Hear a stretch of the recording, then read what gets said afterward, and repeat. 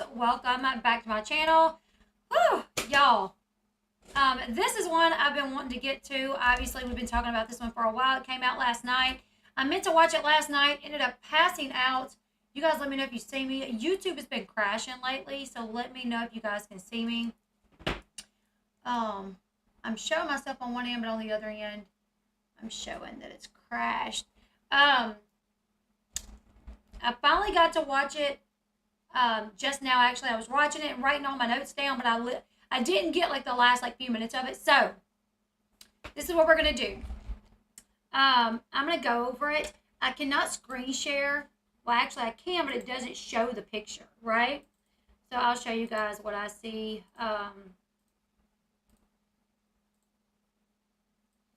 Because I thought it would be really cool if I could screen share with you guys, right? And we could watch it together. At least like go over through clips, right? But it doesn't let you do that. I even thought about moving. I literally even thought about moving my camera, which I actually could do that. I could move my camera and clip my camera to the back of something right here. And we might do that towards the end. But right now, I do have like a lot of the notes. So this is Casey Anthony, Where the Truth Lies. That is the documentary that just come out on Peacock. It's a 3-part documentary, and we're going to talk about it. What network? This is on Peacock. It's streaming on Peacock. Just a question, was your stream about court today members only? No, it wasn't. But YouTube has been crashing. So if you tried to watch it and it kept crashing, or you tried to chat and it wouldn't let you, it was because YouTube, not me, I promise. That stream is open to anyone. Usually if I have member streams, it's closed to only members. We're the only people that can even see it as members, right? So if you can see a stream, you should be able to chat in a stream. All right, so I got to give a trigger warning. Obviously, be advised, this video, there will be discussion of the death of a small child, the manner of death, conversations surrounding her death could potentially be discussed in this video. So if this is triggering to you, please feel free to sit this one out. I wish it was on Netflix as well. Also, I want to make sure that I say that these are my opinions. I understand that Casey was found not guilty of murdering Kaylee. In the eyes of the court of law, she is innocent. However, it is still my opinion that she did in fact take the life of her daughter, Kaylee Anthony.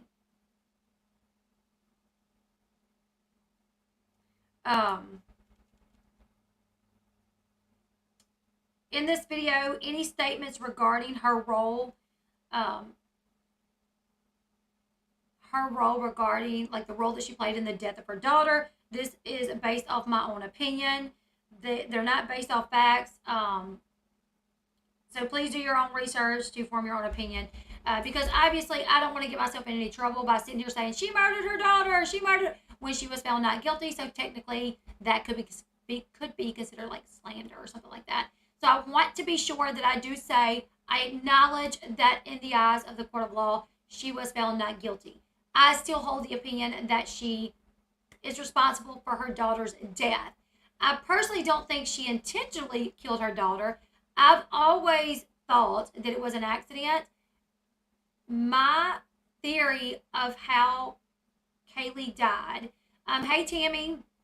My theory of how Kaylee died. I do believe that Casey would... I believe that Casey would go hang out with friends, maybe go to the bar, things such as that.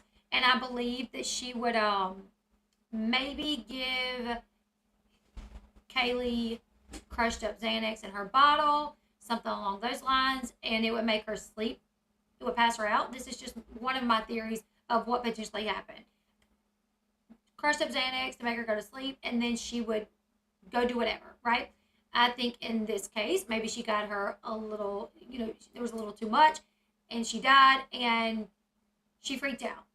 I also believe that it could potentially be that Kaylee got into the pool, and she freaked and didn't know. Accident, she searched how to do it on the internet. That is true. There are searches. So, potentially, yeah. Now, I do have, this has been, years ago. So I do remember these were some of my theories back then. I actually forgot about the searches on the chloroform searches on the computer. Either way, I feel the person responsible for Kaylee's death is in fact her mom. So as I'm discussing this, if you guys hear me say that, this is my opinion. You know what I'm saying? Okay, so this came out last night on Peacock. It was it's a 3-part series. The first one is titled Why Lie.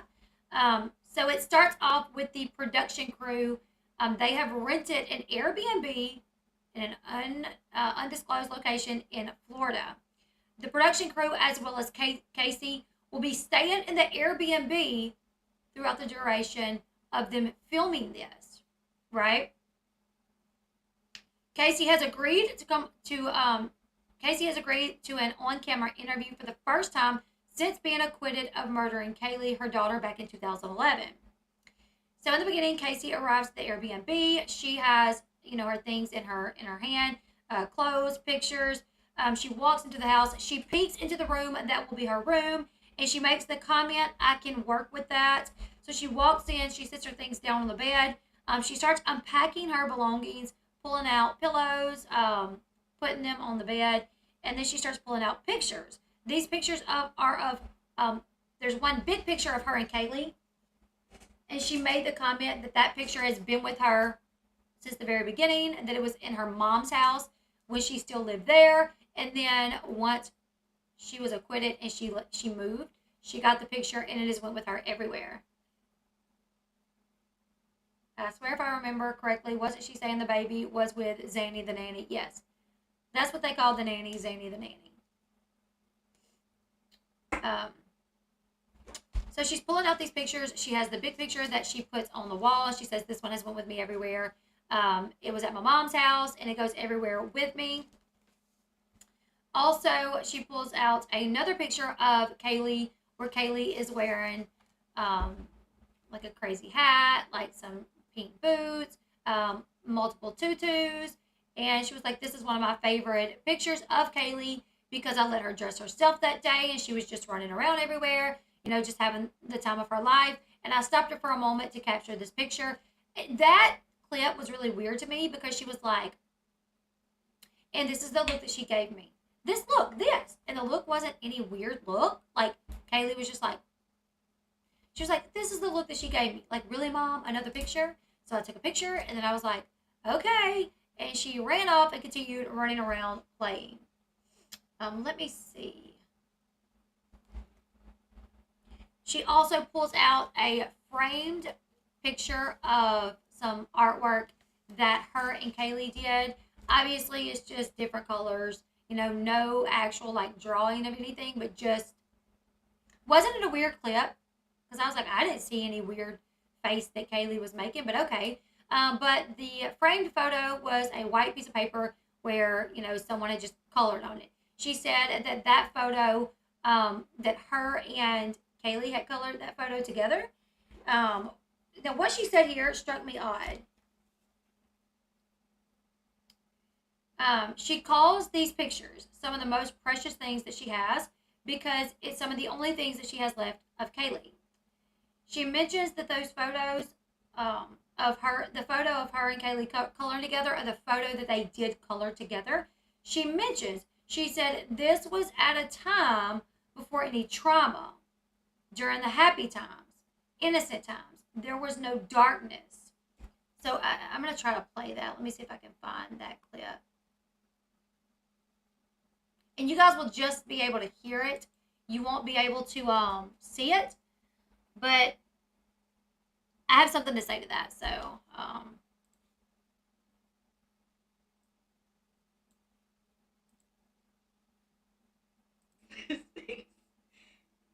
and then I go, "Okay, bye," and runs around again. The little fairy princess that she was. Thankfully, I have things like this to look back at. Things like this. These moments that I had with her, I was with her when she did this. So this is what you guys can't see because it blurs it out. Thank you so much. It blurs it out as she's looking at the photo that the two of them colored together. It's just a colored photo. I really wish that it would show it, but it's not going to. I could move my camera if you guys would like. I could move my camera and face it towards the other screen. Would you guys like for me to do that? Move my camera towards the screen so you actually could see it? But she's holding just this framed photo they've colored together. Let me see. I'll show you guys if I can. So it's this, hold on. Right, so that's what she's holding.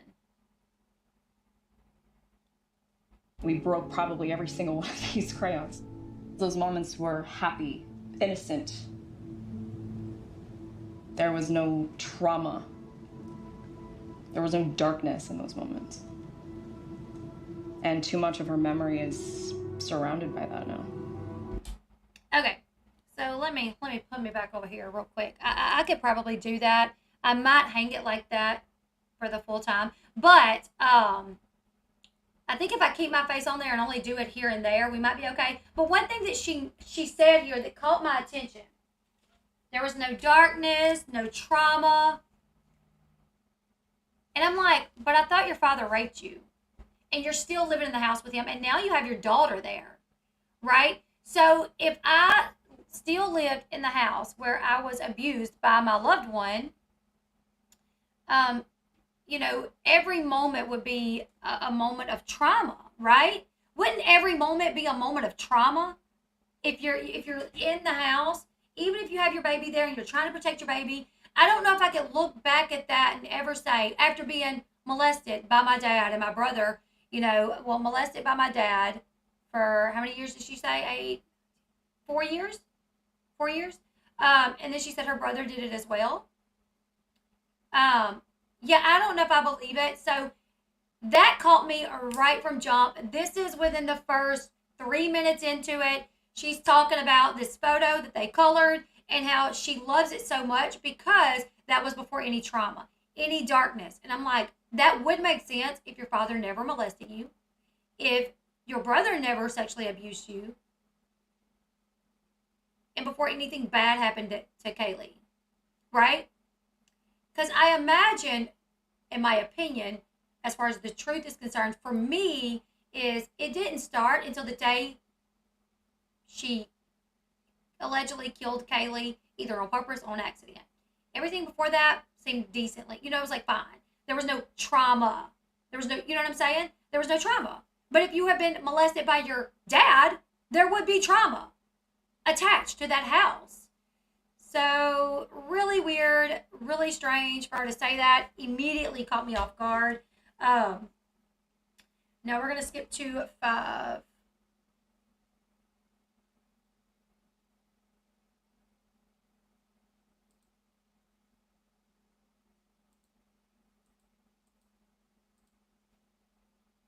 When you're not getting creative. Soft sticks. Okay, so they're asking her why talk now? That you're not getting any creative control. What does that mean? What does it mean? She's gonna stay in an Airbnb probably for free for a few months. You're probably gonna pay her $20,000 for a picture, which really, in all honesty, would be her payment for doing this docuseries. But in order for them to say, we didn't pay her to do this documentary, they're going to pay her for something else. That way they could say that. But what do you mean creative control? They asked Nancy Grace to be a part of this, and she said, can I ask my own questions? And they said, nope. You know, so it looks like it's not like they're really calling her out, you know? Let's listen.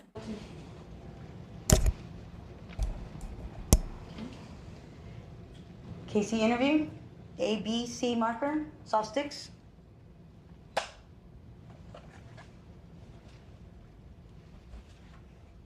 Why talk to me now when you're not getting creative control? I just need someone to be willing to listen. And I've spent the last 10 years making sure that I knew who I was, that I started to cope with this loss, and that I had something to say to make my daughter proud, but also to honor her properly. You don't have to do that on TV. If you got something to say to make your daughter proud, go to where she's buried, sit there and bury your soul. I really do wonder what's the aim here. What is the aim? Why is she talking about it now? I don't believe anything that she's saying. Like, oh, I got something to say. Someone that will finally listen to me. Girl, people would have been. You've been asked to do interviews before. You've literally, maybe it's the statute of limitations, got something to do with it. That's a good point. I don't know. I'm especially concerned like any rape charges. Her saying like, oh, my dad raped me. Well, she also may know like it's not like he can go to jail for it because statute of limitations. It's definitely 10 years later when you got your story all set. Exactly. That's what I think. She's been working for Pat McKenna for all these years. I think she's really like studied on how to lie and maybe get away with it and not seem like blatantly like she's lying. She's broke. That's why she's talking. Or that. Yeah. She lies as easily and as naturally as she breathes. Yeah. And this is part of that. It's hard because 1,000 questions go through my head. I'm responsible for answering everyone in the world's questions about her, about what happened. I still don't know. What happened to Kaylee? So this is a problem that I have, okay? So if my daughter died, and I didn't know why, the first person my butt will be going to when I got out of jail will be the person that I thought had the answers. So she's going to blame her dad for this later on in this series. You guys may have watched it. For you that haven't watched it, she blames her dad. She's going to blame her dad. So the first person that I would have went to when I got out of jail, I was straight over to George Anthony's house. All right, Dad, come on out. We having a come to Jesus meeting. What happened to my child? I took the rap for this. I've been in jail for 2 or 3 years. The last time I seen her was with you. You better tell me what happened. You know what I'm saying? That's what most people would do. I know what I'm afraid of. I know what eats at me at night. I know what eats at me day after day. Yes, in my opinion, what eats at you is that you know that you killed your daughter. That's just my opinion. That's the only thing that probably eats at her. Because I know what I lived through.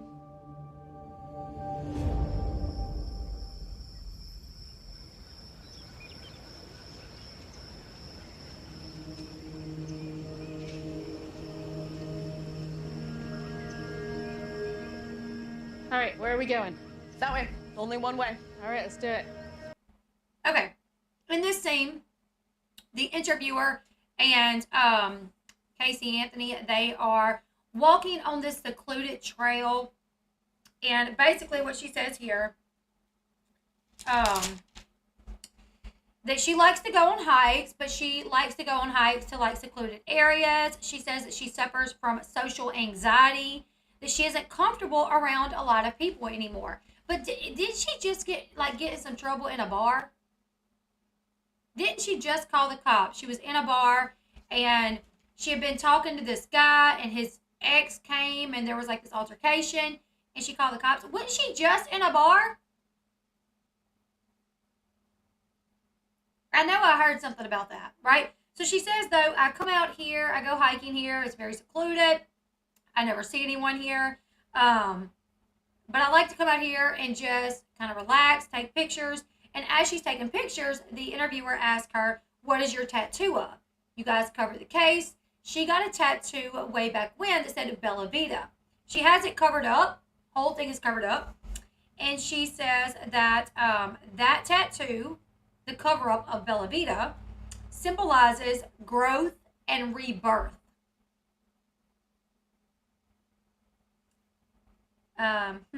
Okay. Let's listen to that.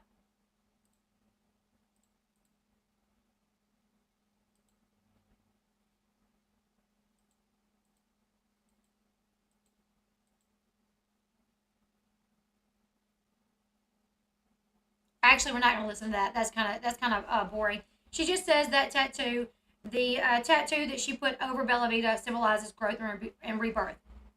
After that, we see her with her whole defense team, basically. Her whole defense team. And she tells us that after the trial, her defense team were insistent that she stay out of the public eye. They wanted to help her get a fresh start.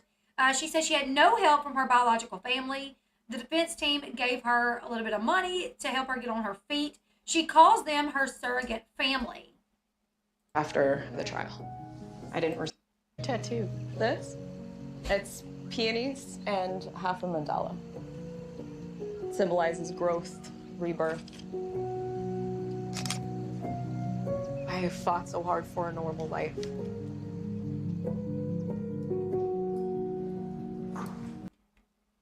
Well, at least you have the opportunity at a life. Whether or not it's normal, you have one. Your daughter don't have one. Jose, it would be, was the lead attorney on her case, Jose Baez. My defense team was very adamant about making sure that I was able to have a fresh start after the trial. I didn't receive any help or assistance from my biological family. I was given a little bit of money from my defense team to start. Let me show you guys the scene right now. She's sitting with the members of her defense team, sans Jose Baez. I don't know if he has anything to do with her anymore, but several of the people on her team are there. They are sitting around the table about to say prayer for. Let me show you guys. I know this is crazy, but look, this is what's going on. That is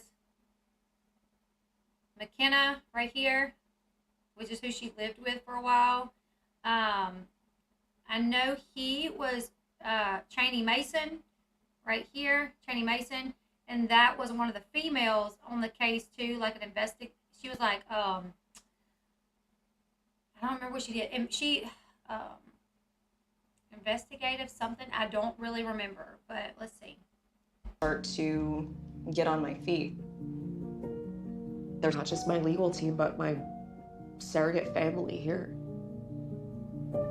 I found a little apartment just north of my house downtown by the Pat McKenna was the lead investigator during my case. I've been working for Pat McKenna as his research assistant for 10.5 years. So she's been working for Pat McKenna as his research assistant for 10.5 years. She lived with him right out of when she got out of jail. So he's an attorney, obviously. He was her attorney. And now she is his research attorney. So she tells us basically, this is what she says about that. So she calls them her surrogate family because her biological family didn't help her. Mind you, she literally blamed her dad. I don't know how I would want to help her either. You know what I'm saying? So anyways, she says that this is a way for her to pay it forward, for her to work as a research assistant. It's a way for her to pay it forward. The majority of the work that she has done has been criminal defense work. And she does criminal defense work because she doesn't ever want to see someone pigeonholed the way she was by the police, by media. She says, so I do this job to pay it forward because I don't ever want to see someone pigeonholed the way that I was. You know, I was just automatically guilty. Everybody just knew that I was guilty. So her heart is in this work. She don't want to see anybody done the way that she was done. So great of her. She mentions that she likes her new life. She has moments, you know, while she's with her surrogate family, that the holes that will forever be in her heart are filled just a little bit when she's with the surrogate family.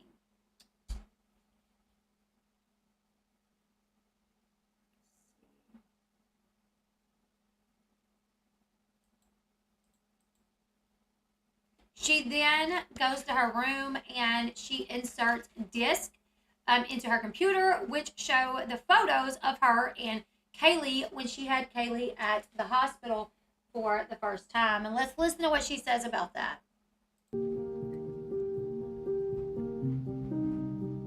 That was the best decision that I ever made in my life, was having a kid, was becoming a mom. She said the best decision she made was having a kid. I thought she got pregnant by accident. I didn't know she ever made the decision to have a baby. I mean, when I was young, I was like, I want 4 kids when I grow up. But when I got pregnant with my daughter, it was not a conscious decision that I made. God decided to bless me when I didn't even know I needed the blessing right then. You know what I'm saying? Hallelujah. But she did not make the decision, and I don't think she was ready for it. For her to be like, it's the best decision that I made. I'm sorry. Didn't you tell us that you were raped? That's what she's going to say. She's going to say that she was raped when she got pregnant with Kaylee.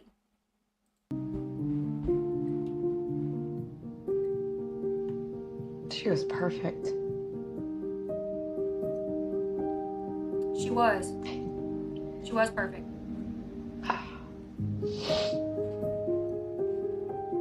The only person in this world that matters to me still is my daughter.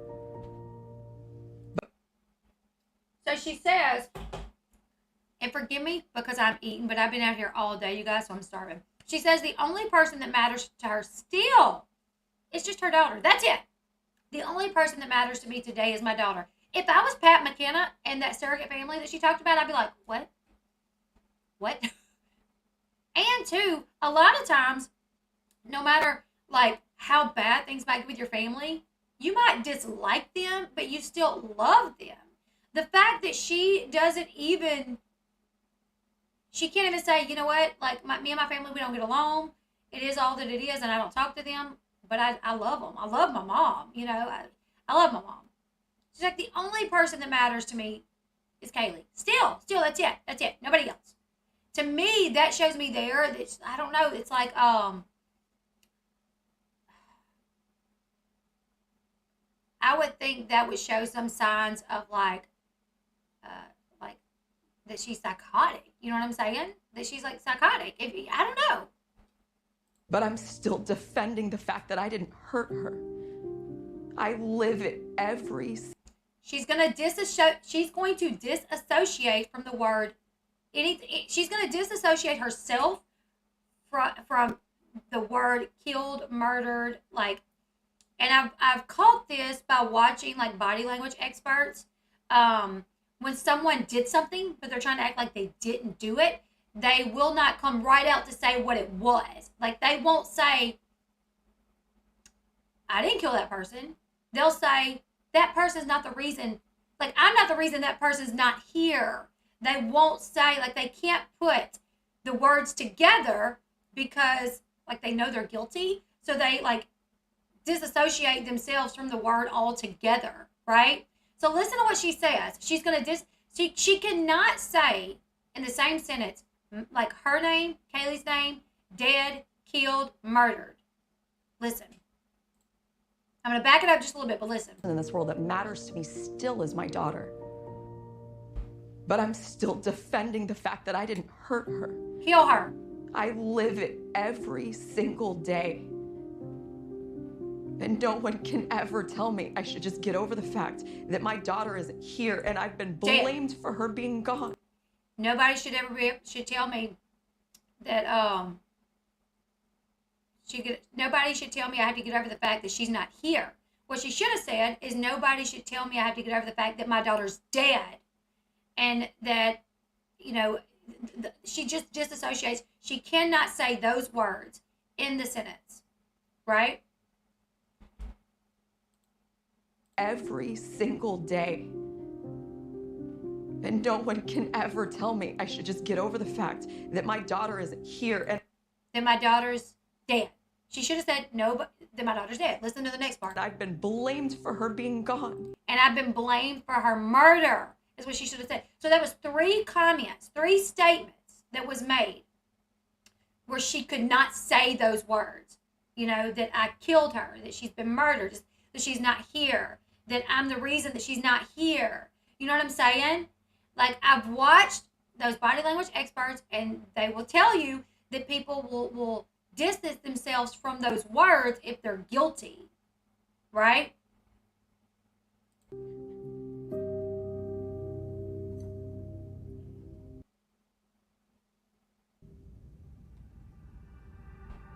Now it's going to say the case against Kaylee Anthony. The case against Casey Anthony. Sorry, I said Kaylee. the case against Casey Anthony.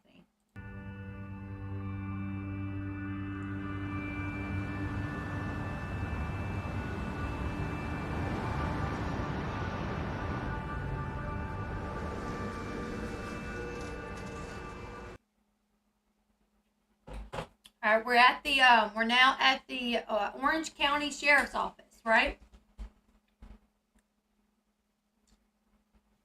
Sergeant John Allen is who we're about to hear from. He was the sergeant at the Orange County Sheriff's Office, and he was the supervisor over the Caylee Anthony case. He said it was an odd story, obviously. He said nobody thought that it would turn out the way that it did. Let's listen. My name is John Allen. At the time of the Anthony case, I was a sergeant at the Orange County Sheriff's Office, and I supervised the Anthony investigation. It was an odd story. Certainly the night this happened, nobody thought it would turn out the way that it's turned out. On July 15th, 2008. All right, the day before everything was about to happen, I think that's July 15, 2008. Also, I want to point this out. Throughout this, later on, you guys are going to hear her say, she wakes up one morning, they say, did you sleep good? She said, what's good sleep? I don't know about it. Something along those lines. But in a previous statement, previously, she said she slept well at night. Clear conscious, she sleeps good. Once again, contradictions. So either you don't sleep good or you do sleep good. Either you can't sleep well because of everything that's going on in your life, or you sleep fine at night.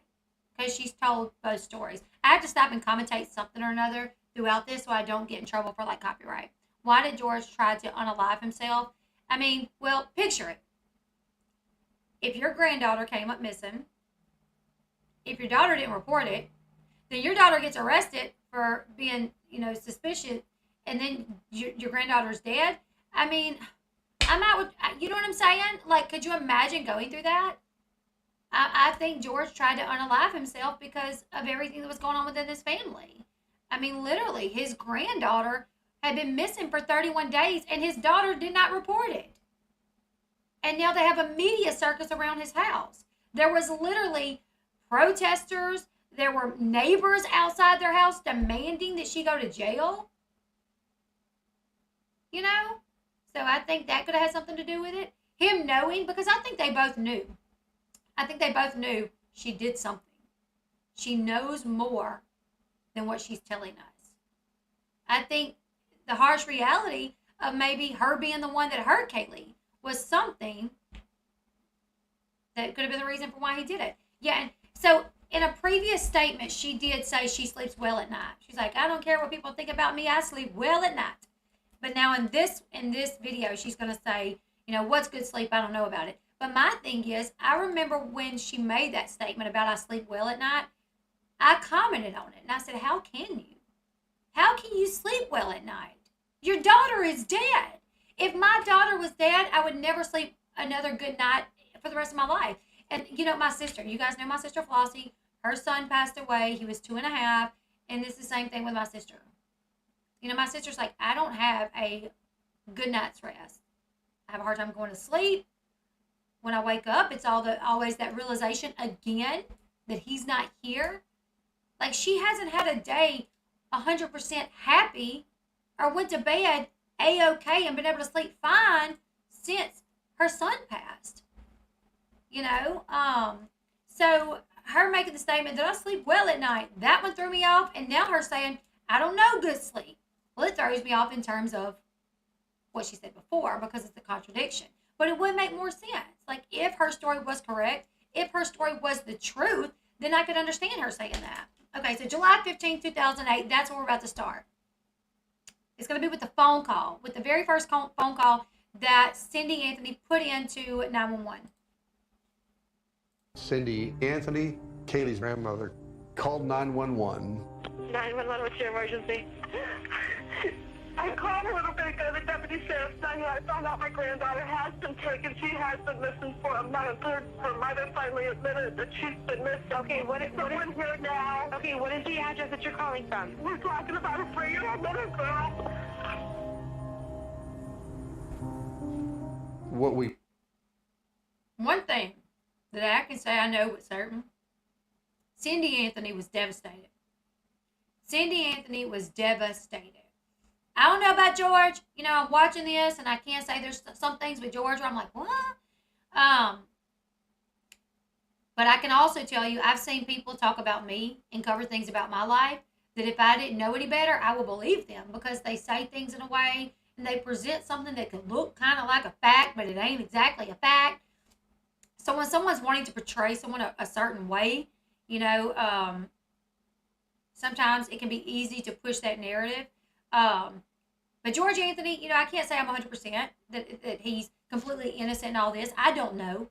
But I don't think for a second that Cindy Anthony had anything to do with this or that she knew. Don't let them trick you into thinking George had anything to do with it or abused anybody. Yeah, I never thought that before. You know, like I never thought that before. I remember seeing him outside in the yard, like, get out of, you know, get away from my property, like crying about his granddaughter. Now the only clips that they are showing are clips of him looking a little suspect, and they're not showing the clips of when he was like devastated, you know? So I don't know. Oftentimes when people have a narrative, they will only play things that fall into that narrative. Like I said, literally, when that one YouTuber did a live stream about my financials saying that my car was about to get repoed, I'm like, holy crap, did I pay my bill? Because she sounds convincing. You know what I'm saying? Like, seriously. So when people want to push a narrative, I mean, they can. But one thing that we know for certain is Cindy was devastated. We believe we have at this point is a 3-year-old that's been missing for a month. Didn't make sense. I mean, you know, usually when a child goes missing, parents report it right away. Is your daughter there? Yeah, Can I speak with her? Hello? Hi. Can you tell me a little bit what's going on? The difference between Cindy and Casey in that video. She's 3 years old. She's 3 years old. Devastated. Is your daughter there? Yes. Can I talk to her? Hello. What's going on? So my daughter's been missing for 31 days. Wait, what? Yeah. Cindy's devastated. She's just like, don't care. my daughter's been missing for the last 31 days. Who has her? Do you have a name? Her name is Zenaida Fernandez Gonzalez. She's been my nanny for about 1.5 years, almost 2 years.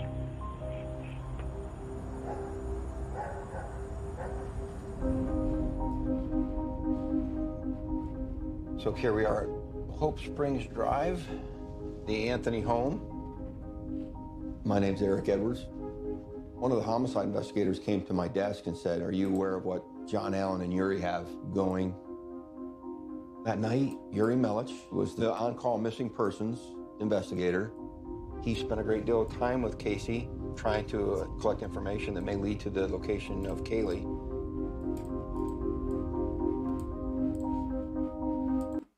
Okay, so they're talking about the other detectives. So there was Eric Edwards as well as Yuri, a detective named Yuri, who was over the missing person investigation.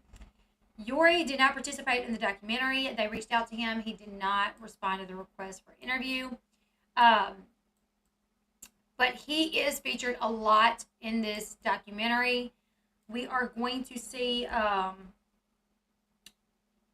we're going to hear an audio in a minute, and the audio is on the day that Yuri questioned Casey about the events of that day. He's going to ask her, you know, what happened starting that morning? You know, what took place? And she's going to say, well, I got up, dropped Kaylee off at the babysitter's house, and then I went to work. I got off work. I went back to the babysitter's house. Babysitter wasn't answering the door, wasn't there, called her number. The phone was disconnected. Sean had a cousin named Eric Edwards, too. Is your cousin the Eric Edwards, Priscilla? So Casey is giving a rundown to Detective Yuri about the events of that day. So that's what we're going to hear next, is that recording. I turned the closed captioning on so you guys could read it as well, but I don't know if it's going to pop up for you guys. You took Kaylee to our babysitter's house. Yes. And walk me through, you dropped her off to go to work? Mm-hmm. Okay. Get off of work and... I got off of work and I show up to the apartment, knock on the door, nobody answers. I call the cell phone and it's out of service. Yeah, Melissa said, George Anthony may be a cheater, gambler, crap husband, but all that she is trying to portray, I'm not buying it for a second. There's so many holes in her story. Yeah. Priscilla said, I was shocked to see my cousin walking her out in handcuffs back then. That'd be really wild, I'd have to imagine. I can just say from a standpoint of being abused, I've been so open about being sexually abused growing up. I was never comfortable with my abuser. If I had to be anywhere with him, I was like on high alert, on guard, like super uncomfortable. I couldn't imagine living in the house with him. And if it was my dad, then the second I got old enough to leave, I would be out. You know, when did the documentary get released? Last night, Beastly Bee.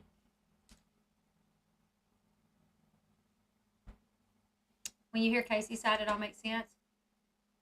I respect your opinion, DG, but it don't make a bit of sense to me. It really doesn't. Because 31 days, you don't report your daughter missing. You're out into the club. Even if your boyfriend is a club promoter, the pictures of her smiling, having a good old time, all because someone told her to behave.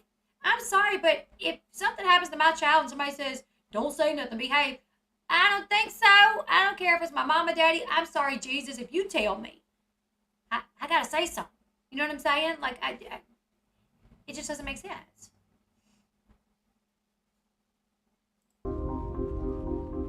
At that point, Yuri affords Casey an opportunity to take him to several locations in the Orlando area in an effort to try to determine where the child may be. So here's the thing, okay? So she says, you know, I dropped Kaylee off with the babysitter. Went to work, come back home. Well, come back, you know, get off work, come back, and the babysitter's not there. Her phone's not working. So they're like, well, let's go to the babysitter's house. You know, let's go ahead and go to the babysitter's house. All right, well, let's go to the babysitter's house then. Babysitter don't live there. Actually, nobody had lived in that apartment complex in 2 years. So then the cops are like, what?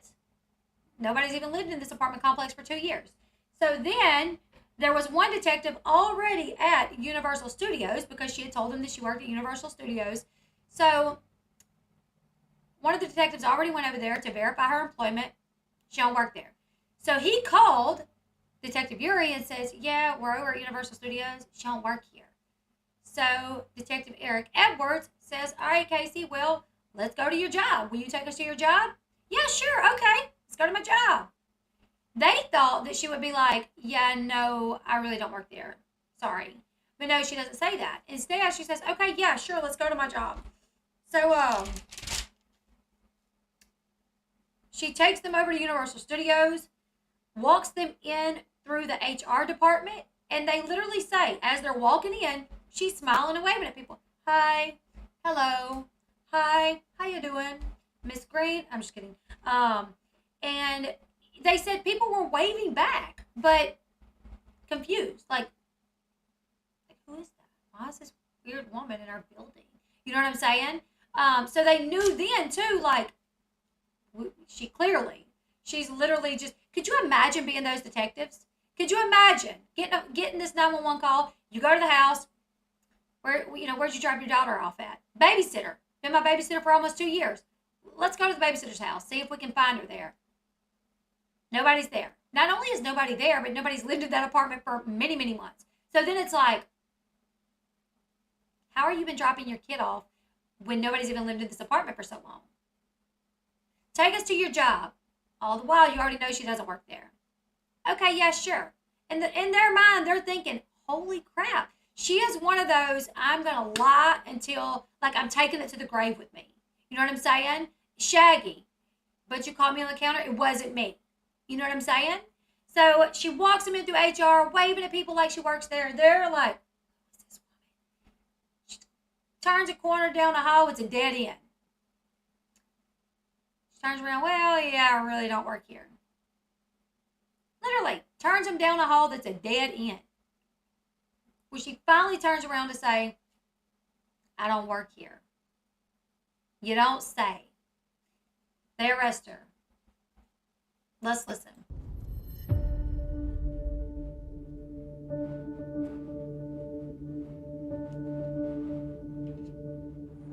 He drove her to the apartment where Casey said she had dropped Kaylee off. There was no Zenaida Gonzalez that lived at the place. In fact, that apartment had been vacant for months. And of course, we learned pretty quickly that she was lying about a lot of things. In Yuri's interview with her, Casey said she worked at Universal Studios. And so that morning, Detective Melch went to Universal and found out that she wasn't an employee. She didn't work there. So I told him to stay there, and I would go pick her up, and I would bring her to Universal. We would see what she would do, how she would react, thinking at that point she would admit that she was making it up and that she didn't really work there. But that's not the reaction we got. She said, oh, yeah, fine. We walk into the HR building where she has told us she has an office. And she's kind of waving at people, and they are waving back. I mean, but they're like, you know, they're waving. He says they're all waving back, but they're like. Waving like, you can tell by their expressions that, you know, she doesn't work in the building. She's not somebody known to the people in there. We actually turned down a hallway where there's nowhere to go. It's a dead-end hall. Casey turned and looked at us and said, I don't really work here. So. She was arrested for lying to Yuri during the course of that portion of the investigation. So July 16th, she was arrested for lying. And here's one thing that I can say.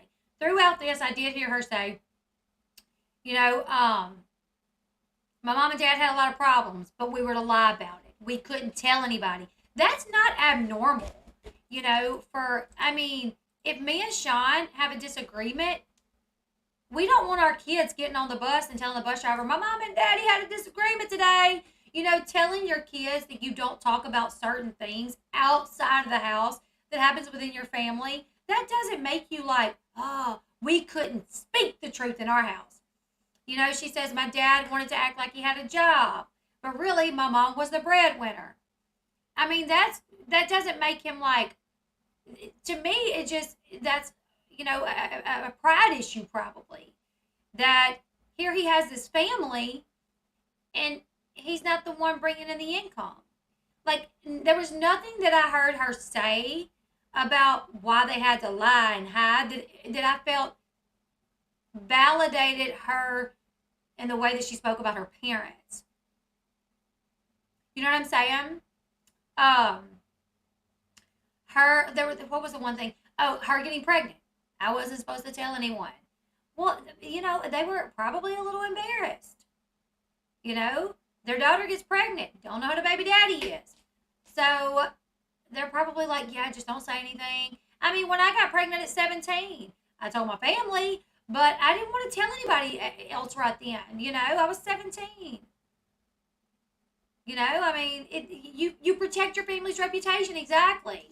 Like, to make it out like just because, you know, they didn't, Cindy and George Anthony didn't want her running out into the world, telling the world about their problems in their home, doesn't mean they expected her to lie about everything. I need to figure out how to do a poll. Why do you think Casey felt the need to lie?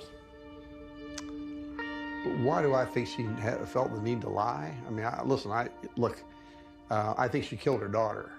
So they're asking him, why do you think Casey felt the need to lie? He's straight up. This is the detective, the main detective over the case. He said, because I think she killed her daughter. That's why. That's why I think she lied. Because she killed her daughter. And she didn't want to get in trouble. She didn't want to get caught. Certainly that would be a motive to lie. Casey Anthony held her head high after being arrested yesterday, charged with child neglect and lying to the authorities. So far, investigators had no luck locating that friend who... Here's the difference, in my opinion, DG, and I don't want you to feel like I'm coming at you. making George look bad because they're only showing him in clips where maybe he's looking like, or maybe he's looking a little evil almost, like, versus mainstream media saying Casey did not report her daughter missing for 31 days. That is unknown of. Parents report their children if they go missing, unless they're the reason the child went missing. You know what I'm saying? I don't know a parent on the face of this planet that would not report their child missing. So mainstream media made her look bad. She made herself look bad. She made herself look bad because she was out partying. George wasn't partying. George was not out there partying. He was literally making t-shirts, passing them around. Will you wear this t-shirt for us? Will you wear this t-shirt for us? You know, and I think he wanted to, you know, to his daughter, keep on the front like he believed her maybe a little bit. But then he did talk to the detectives behind their back saying, I don't know if I can trust her. Like, I don't know. And I think that's because he really didn't know if he could trust her. Like, she did all that to herself. The only thing maybe I'll give a little bit of credit for is one of the friends here did say, you know, one of the photos that was showed of Casey out partying was from her 21st birthday. It wasn't really during those 31 days. Okay, we'll scratch that photo. If they added photos that wasn't really during that time, shame on them. But Casey doesn't deny the fact that she was out at the club. She claims, she says, well, you didn't see me with a drink in my hand. No, we just seen you grinding all over everybody. You know what I'm saying? With these big old Joker smiles on your, like, Jokers. I mean, literally. Smile ear to ear. How can you? How can you? How can you smile? I don't care. Like I said, if the good Lord above came down and said, listen, I'm going to take your baby and you got to go on and act like nothing happened. Don't cry about it. Don't speak publicly about it. I'm like, listen, dear Lord, I love you. But you take my baby, I can't act normal. I can't. You better take me. You better take me too. Because I can't do it. Casey was the last person with Kaylee. Yeah, the last person to see Kaylee alive, you know, would be George when Casey and Kaylee left together that day. Bam. So, of course, it's like, well, the last person to see her alive, but she left with someone. She left with her mother. You know? Let's continue. Who was supposedly caring for the young girl, it is just one more element in a strange story that has even the woman's own mother concerned. Maybe she's confused, maybe she's sick, maybe something's happened that she doesn't know. So even her own mother, like I said, that was the very first time Casey spoke out. Cindy spoke out publicly. She said, I don't know, you know, maybe she's confused, maybe something did happen. I don't know what to think. And now we're going to hear the first phone call that Casey put into her mom after being arrested. The very first phone call, she don't call her to say, any news on Kaylee? Had y'all gotten any more tips, any leads, anything? The first thing she says to her mom is, so I saw your little cameo. You don't know what I had to do with it? Really, Mom? No hurts.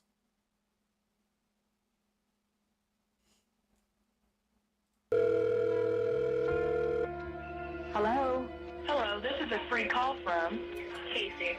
An inmate from the Orange County Correctional Center. Casey? Mom. Hey, sweetie. Well, I just saw your nice little cameo on TV. You don't know what my involvement is and stuff? I don't know what your involvement is, sweetheart. You're not telling me where she's at. Because I don't fucking know where she's at. Are you kidding? Oh, juror warning again, bad language. So yeah, she's like, so you know what my involvement is? I don't know how Casey couldn't understand her mom's frustration. You know what I'm saying? I don't know how Casey can't be like, I get why my mom's frustrated. Like, I didn't call the cops. And was it Cindy calling and texting Casey throughout those 31 days? Hey, we want to see Kaylee. Hey, where's Kaylee? So if she was talking to George every day, and George was telling her, it's fine, just keep pretending to be normal, but yet her mom was calling and texting every day saying, we want to see Kaylee. Why did she text her mom back and say, ask Dad? Dad got her.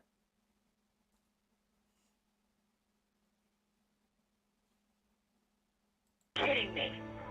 How come everybody's saying that you're not upset, that you're not crying, that you show no caring of where Kaylee is at all? I'm not sitting here fucking crying every 2 seconds because I have to stay composed to talk to detectives, to make other phone calls, to do other... So her mom's like, I don't know. Like, I'm confused. And, you're not crying. You don't seem upset. Like, you don't seem worried about it. And she says, well, I can't seem worried about it. I got to be composed. I got to talk to these detectives. I can't sit here and break down like I want to. I'm sorry, but I really don't know anybody.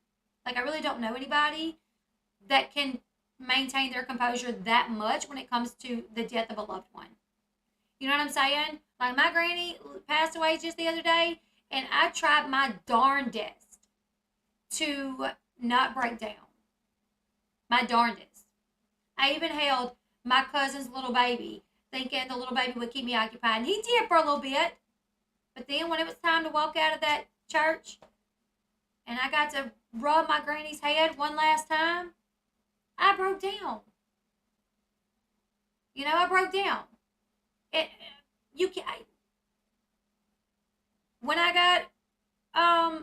When I got arrested, my best friend who's been to jail a few times, she's always told me, girl, if you ever get arrested, don't cry. I couldn't help it. I couldn't help it. I mean, there's some things that are so heart-wrenching that you can't help but to cry.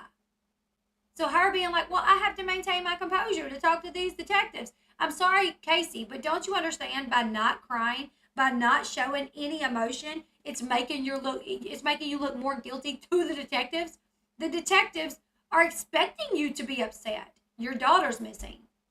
The fact that you're not upset makes you look guilty. So her whole reasoning for why she couldn't be upset, I gotta maintain my composure to talk to these. No, they would have understood. That's what they wanted to see. They wanted to see you bothered by the fact that your daughter was missing. Exactly, see? My daughter passed October 12th. I still spontaneously burst into tears. I'm so sorry for your loss. Oh, I'm so sorry. So sorry.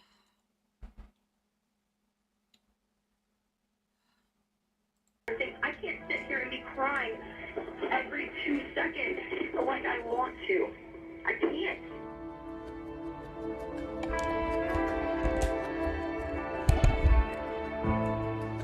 That's the first time Casey called her family from the jail. Did you get the impression that she was as upset and worried about her daughter as her mother and her friend were? I think this is her being herself. That's what I think too. I think Casey not being emotional, not being upset, was her being herself. I think that was her being herself. You know what I'm saying? I really don't think she was upset. Let's see.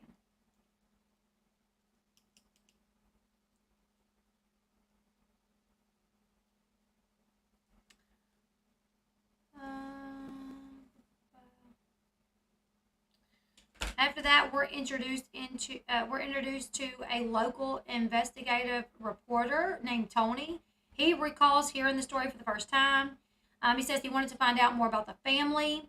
He felt that George and Cindy Anthony, were grieving grandparents. He went out to the house, and everything that he's seen from like George and Cindy Anthony was that of like grieving grandparents. They seemed the real part of it. So let's go to that. Oh, and then he says, then they talk about, let me see. They discuss how the story blew up, how social media played into the story getting so big. They talk about how so many people were concerned about Kaylee, worried about her whereabouts. And then they played the video of Kaylee singing. That video, you guys, if you follow the story, I'm sure you know about that video. I think she was like at the nursing home with like her grandmother, Cindy's mom, and she was singing. So let's see if we can play that. I probably don't need to play it, but you guys know what video I'm talking about. That's the video that played, on every news station. The pictures of her, the video of her singing, and it really played into people's heart to see that little girl so full of life, and now her own mom doesn't even care to report her missing.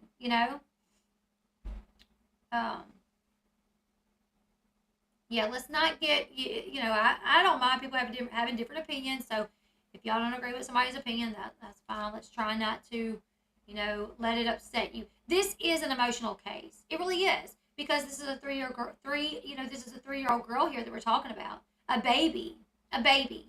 So people's emotions, but let's try not to, get into it with each other. I don't agree with some people's opinions in the chat, but I can respect they have a different opinion.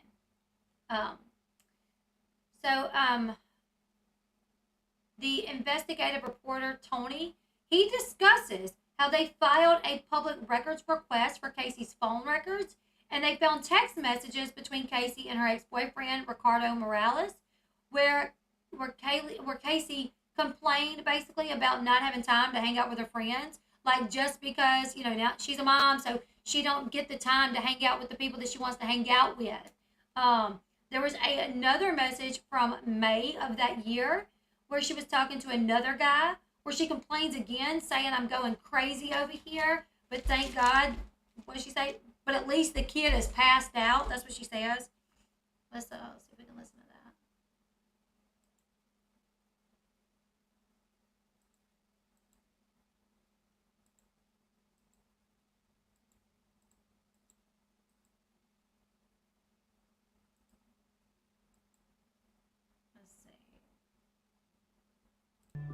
Because that is what people were watching the news for. At that time, we were able to recreate what Casey was doing and thinking and who she was talking to. The sheriff's office did a pretty thorough investigation of her phones. So we made a public records request. One of Casey's former boyfriends, Ricardo Morales, told investigators that he got a message from Casey saying that she didn't feel she could participate fully with her friends because she was a mother. In early May, she's having a Facebook chat with another guy and tells him that I'm going crazy over here, at least the kid is passed out.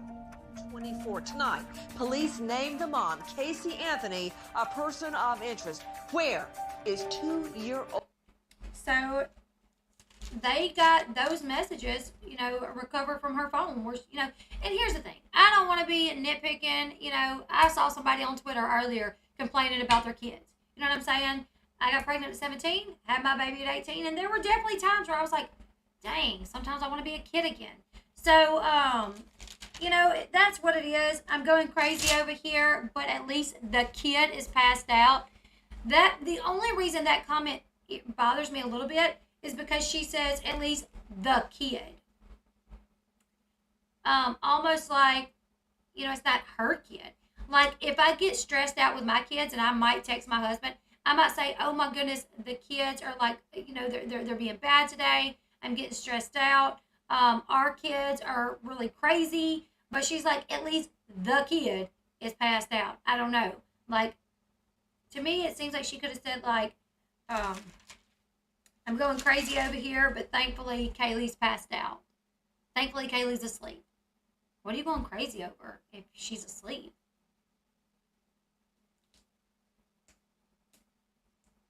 Listen, just like, who was the woman that ran her car off into the water with her kids in it?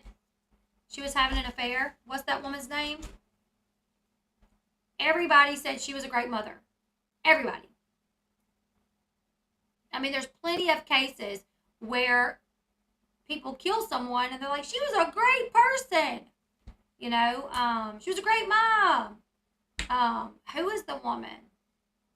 I don't remember, but she was cheating on her husband, and she had like 3 or 4 kids. Susan Smith, is that who it was? Susan Smith, where she literally, they said she was an exceptional mom before that, right? Is that who I'm thinking about? There's been women kill their husbands when it's like, oh my God, she thought the world of her husband. I never would have thought she would have killed her husband, So just because,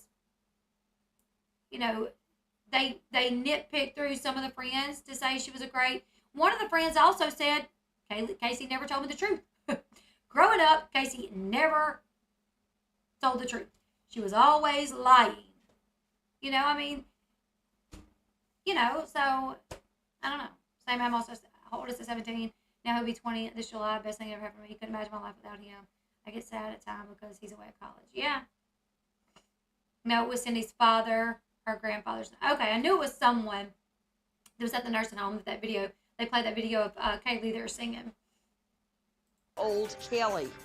The public thought that Casey didn't want to be a mother. We don't typically think of mothers as murderers because it was like, wait, did she murder her daughter? Good afternoon. We found more inconsistencies in the mother's story, so we continue to look for witnesses and people that may have additional information. Who was never missing.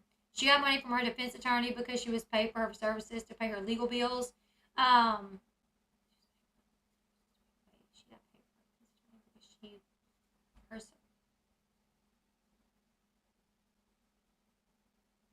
No one was ever arrested for Kelly's murder. That says a lot.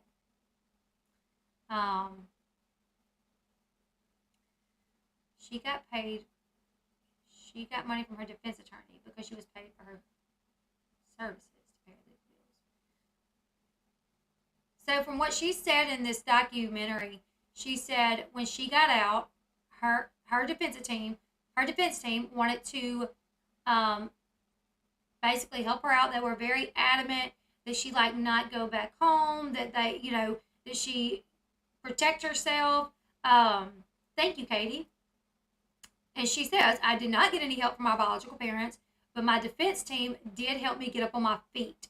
She said her defense team helped her get up on her feet. Later, you know, she started working for Pat McKenna. She said for 10 years. Yeah, she did say her defense team helped her get up on her feet.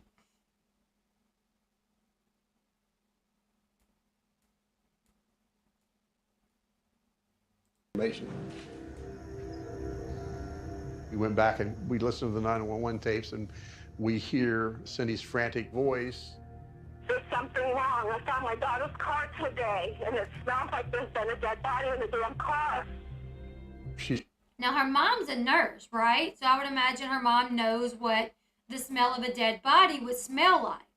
And once again, something that goes to show you that Cindy had nothing to do with this for sure, or she wouldn't have called the cops saying, smells like there's been a dead body in the back of my daughter's car. She's saying that Casey's car smells like there's been a dead body in it. There's been some testimony. Well, if Casey's parents didn't know anything, why didn't they call in and report it sooner? The baby lived with them. Casey isn't the only one who didn't make a report. Okay, so Casey did live with her parents, but oftentimes she would stay other places. She would stay at her boyfriend's house. She would stay at the nanny's house, allegedly. And she claimed she was working, like she told her dad that night. I'm working. I'm going to be working late, so we'll just stay at the nanny's house, right? Her mother, and records show this, her mother was texting and calling her all the time. Her mother showed up to the boyfriend's house, Tony Lazzara, demanding to see Kaylee. So they did. I mean, they were calling. The mom, for sure, calling. She showed up at Tony Lazzara's house, the boyfriend, where Casey told her, oh, she went on a Disney trip. She went to Disney with the nanny. And she was like, as soon as she gets back, I need to see her. You know, it was finally when Kaylee went back home that they were like, that she was like, yeah, she's missing, sorry. But Cindy reached out several times, and that was proven through text messages. That she was texting her, I want to see Kaylee. Where is Kaylee? Can you call me so I can talk to Kaylee? So I don't necessarily think the mom not calling sooner. I mean, I don't think she ever suspected her daughter would kill her granddaughter. I really just think she thought, because they had gotten into it. So Cindy and Casey had gotten into like a little disagreement like the day before or something, from my understanding. So she thought that her daughter was staying gone and keeping the baby away basically as a form of punishment. Yeah, even Tony's friend said that Casey told them that she was with the nanny. Yeah. So her parents were concerned. They called, they text, the mom went over there demanding, where is she? And she said, she's with the babysitter. You know? About a car that Ms. Anthony had the use of. It was a white Pontiac, and it was initially recovered at their residence on Hope Spring Drive. So now they're talking about the car, how, you know, when the mom called the cops, she said it smells like there's been a dead body in the back of the car. So they go to the house, they get the car, they bring it back to their forensic bay so they can check the car out. And they said basically when they pull the car in there, the smell, everybody can smell it. We brought it into our forensics bay. When we walked into the forensics bay, it was clear to all of us, if you've smelled that odor before, it's pretty unmistakable. We brought cadaver dogs in. The dog will indicate to the handler in some way that maybe a dead body's been there. He alerted to the odor of human decomposition. So basically, that's what they said. When they brought the car in, or the car may have been in the impound. Wait, I thought the car was impounded, and they called George, and they said, we have your car, it's been impounded. I thought George went and got the car, brought the car home, and then Cindy, when she called the cops, she said, you know, I got my daughter's car today, and it smells like there's been a dead body in the damn car. And so when they went back and heard the audio again, they went and got the car. The car was impounded, but I don't remember. I think they went and got it from the house because George had already went and got it, which was how Cindy knew that it smelled that way as well. Yeah, so, yeah, I thought that's the way that it went. Okay. So now we have a detective up, and he says they brought the cadaver dogs into the forensic bay, and the cadaver dogs went right to the trunk of the car. They hit for you know, signs of decomposition in the back of that car. In the trunk of that car? Yes, ma'am. This pointed us in the direction that this child is dead. Not only was she dead, she had been in the trunk of Casey's car. And so, and obviously we couldn't say that for sure, but it seemed pretty likely. At this point, Casey was in jail, and we all believe that we arrested the right person. I mean, I have to agree with him. You know, there's so much evidence to point to her being behind this. I don't know. Is it Suzanne Smith, the lady that drowned her kids?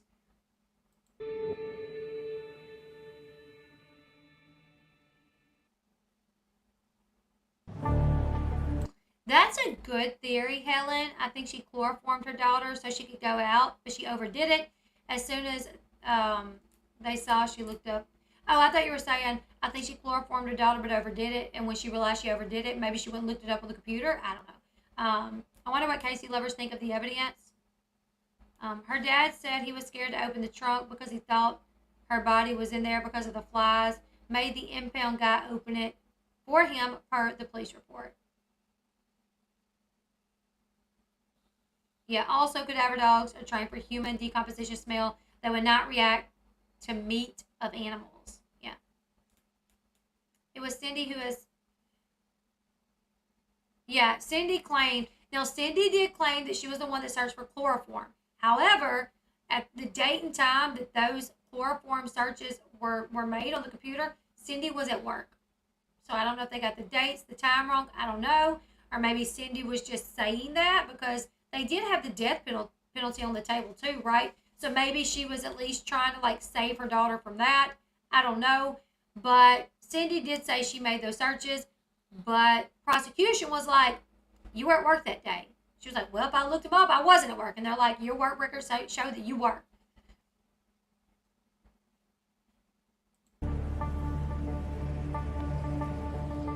Here we go.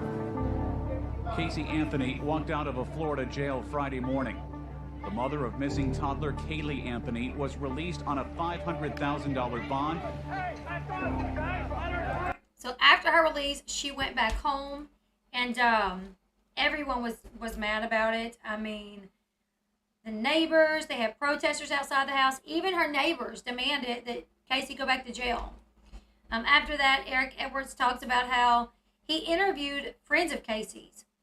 And he said the feeling that he got was that Casey felt like Kaylee was a burden and that she couldn't really live her life or the life that she wanted to because she had a daughter. They then discussed the last person to see Kaylee alive. That was George Anthony. Mind you, he was the last one to see her alive, but it was when she was leaving with her mom. It then plays the interview where George Anthony spoke to detectives about that morning.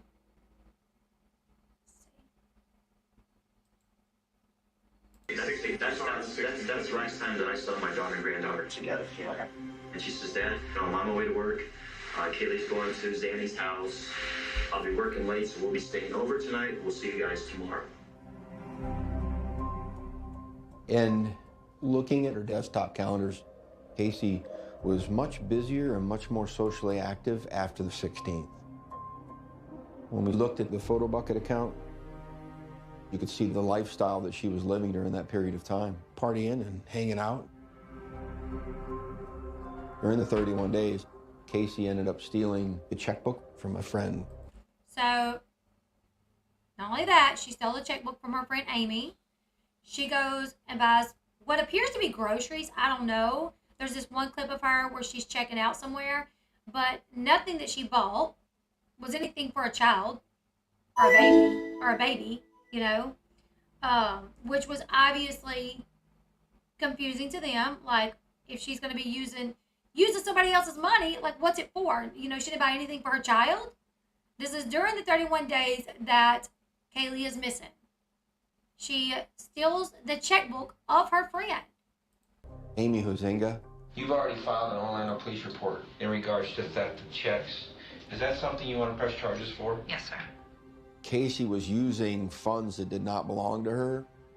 You know, you see her going into stores, no child with her, not buying things that a mother would be buying for a child, nothing.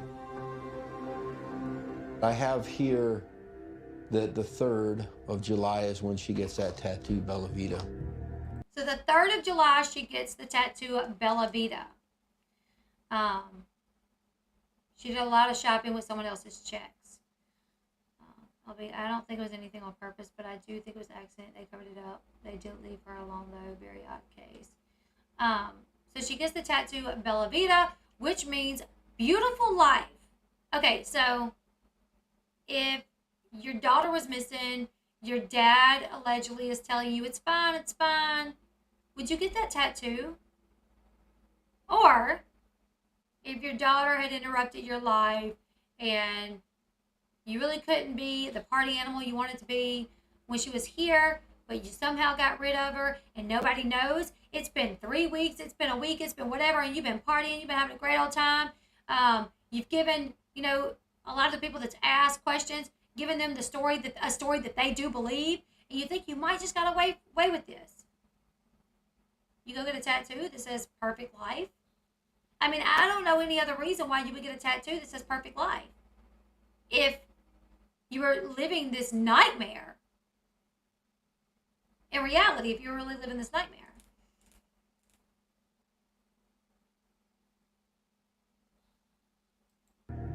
That means the good life. Your child is missing. How do you get a tattoo, like a billboard, showing the world I'm living the perfect life? Who does that? Who does it? And then the activity picked up for Tony Lazzaro. Tony Lazzaro was Casey Anthony's boyfriend at the time that Kaylee went missing. When they first met, Kaylee was always with Casey. I just think, boop, it stopped. You know, and that being around the same time in the time frame where she started staying with him. So we interviewed Tony Lazzaro and many friends about this. So Tony Lazzaro didn't respond to requests for an interview. But yeah, they all say, like, before, she always had Kaylee. Kaylee was always with her. Then all of a sudden, no Kaylee. You know, I'm not doubting that maybe she showed her daughter attention. Maybe she was a good mom at one point. But I do think it got to the point to where she didn't like the responsibility of being a mom. I don't know. My name is Clint House. I was Tony Lazzaro's former roommate. When I first found out that Kaylee was missing, I was just absolutely blown away. It just doesn't make any sense. In the early beginnings of the relationship, Casey would bring Kaylee over. I saw Casey doing flashcards with her, teaching her how to say words, and that just made me want to be that type of parent to my... So this is one of the roommates, and he says, listen, I seen her. She seemed like a great mom, you know, playing with her daughter. I looked at her and was like, hey, that's something that I want to do. The way she plays with her daughter, I want to play with my daughter. You know, my kid. I want to be that type of parent. My own child. She always, you know, had a backpack with everything that Kaylee needed whenever she brought her over to the apartment. She was such a good mom. But that month that Kaylee, when we found out that she had been missing, Casey showed no indication that anything was wrong. She was just living her life. We were all... She showed no indication that anything was wrong, just living her life. Just living her life, showed no indication. I mean, but mind you, what happened that morning, allegedly, was they couldn't find her daughter, and then her dad found her daughter, and she was wet and heavy and looked like she could be dead, but wasn't sure. But she goes over to her boyfriend's house and acts like everything is fine. Confused. We're like, how is she missing? She did absolutely nothing in the search for her child. And that I will never forgive her for.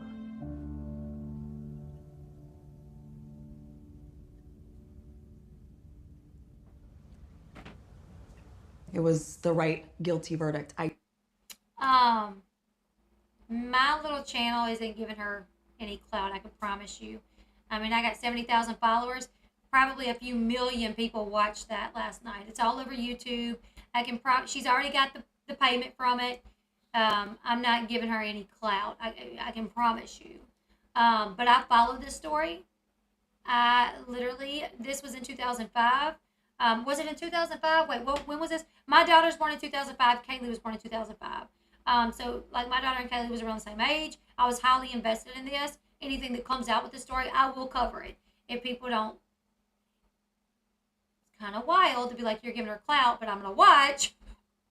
But my channel, I may get a couple thousand views on this. I'm not giving her any clout. You know what I'm saying? But I will continue to be invested in this. I like to hear what she's got to say because I know what she said back then. Anyways, here she admits that she did in fact lie to law enforcement, which is the first time we've seen her take accountability. You know, she lied to law enforcement and she actually acknowledges that, which there's no way she can't acknowledge it. It's been proven she lied to law enforcement. I did lie to law enforcement. I admitted that I lied to law enforcement. So I am a convicted liar. It's the truth. And what is your relationship to truth and lying today? I'm a little too honest. I'm blunt. I'm direct. Almost painfully so. So I lied back then. How do you feel about lying today? No, I don't lie anymore. I'm too blunt. I'm too open. I'm too honest. I don't lie anymore. I don't lie anymore. I'm painfully so. Like, I'm so honest. Painfully so. I'm blunt. I'm honest. Okay, girlfriend. Today, would you say Casey is an honest person? Yes. How honest? I think she's very truthful today. I trust her so much. This is Pat McKenna, lead investigator on her case. He is saying that he trusts her. That I trust her with my research, with my... I don't pay for Peacock. I don't pay for Peacock. I watched this through someone else's account, and they already have Peacock. They didn't use Peacock just for this. They've been having it. So,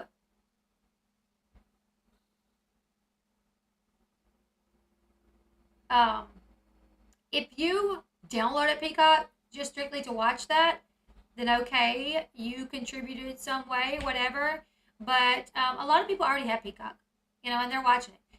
She's already been paid for this, you guys. And, I mean, Casey Anthony getting any clout, that's like saying O.J. Simpson's going to get clout. You know what I'm saying? Like, these people are known. Their names will forever go down, you know, like, you don't have to give them any clout. Everybody knows who they are. My invoices? So in the past 10 years, you've never caught her in an out-and-out lie? Never.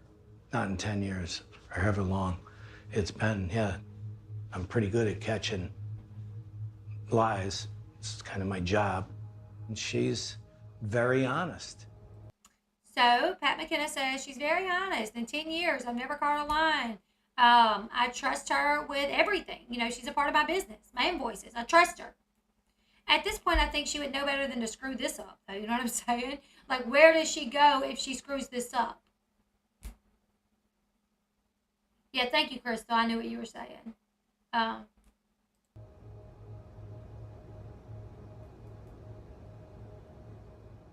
lost my entire life when I lost Kaylee. She was the only thing that truly and honestly mattered to me. So your mom didn't matter, your boyfriend didn't matter, your brother didn't matter. Don't her brother have children? They didn't matter. Views don't matter. It's not YouTube. It only affects networks, advertising. She was paid flat fee for the interview. 0 people could have watched, or 100 million people. Makes no difference to her paycheck. Thank you, True Crime Dime. Exactly. It's okay to trust someone with your invoices, but would you trust her with your granddaughter? Big difference. Her saying constantly, Kaylee was the only one that mattered. The only one that does matter. And I'm like, you have parents, though. Like, even if you claim your dad molested you, your mom never did anything. Right? You know what I'm saying? Like, you have no love for these other people. Something's off there. Something's off. If you have no love for these other people. Dress herself how she wanted to dress. I let her eat what she wanted to eat within reason. She was thriving. Well, I miss life of the party. It's your party. You can do what you want to. I was always there. I was a part of that. I got to see how infectious she was in everyone's lives. When we're supposed to trust her lawyer, yeah, I really don't. Like, I really don't trust her lawyer. So, like, even if he says he trusts her, like, okay, that's fine. I don't trust him or her, you know?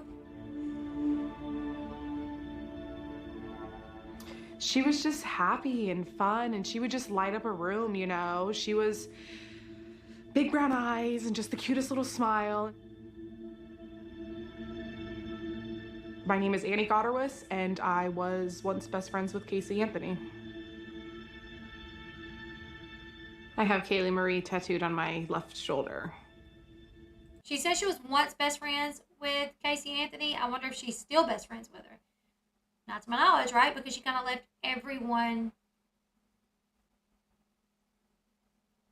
in the dust. You know what I'm saying?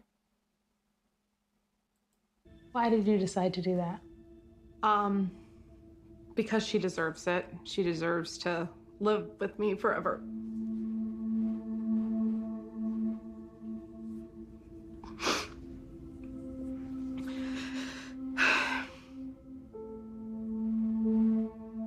I brought a couple of my high school yearbooks.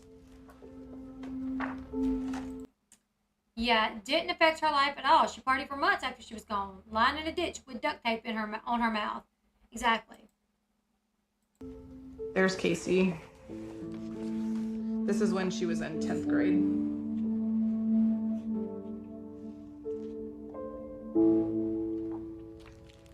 She started dating a friend of mine. We became close friends very quickly. I think this picture was from my birthday. Casey was a good mom. She took care of that child. She loved that baby. She was always focused on Kaylee. You know, she was a part of her. She was everywhere that she was.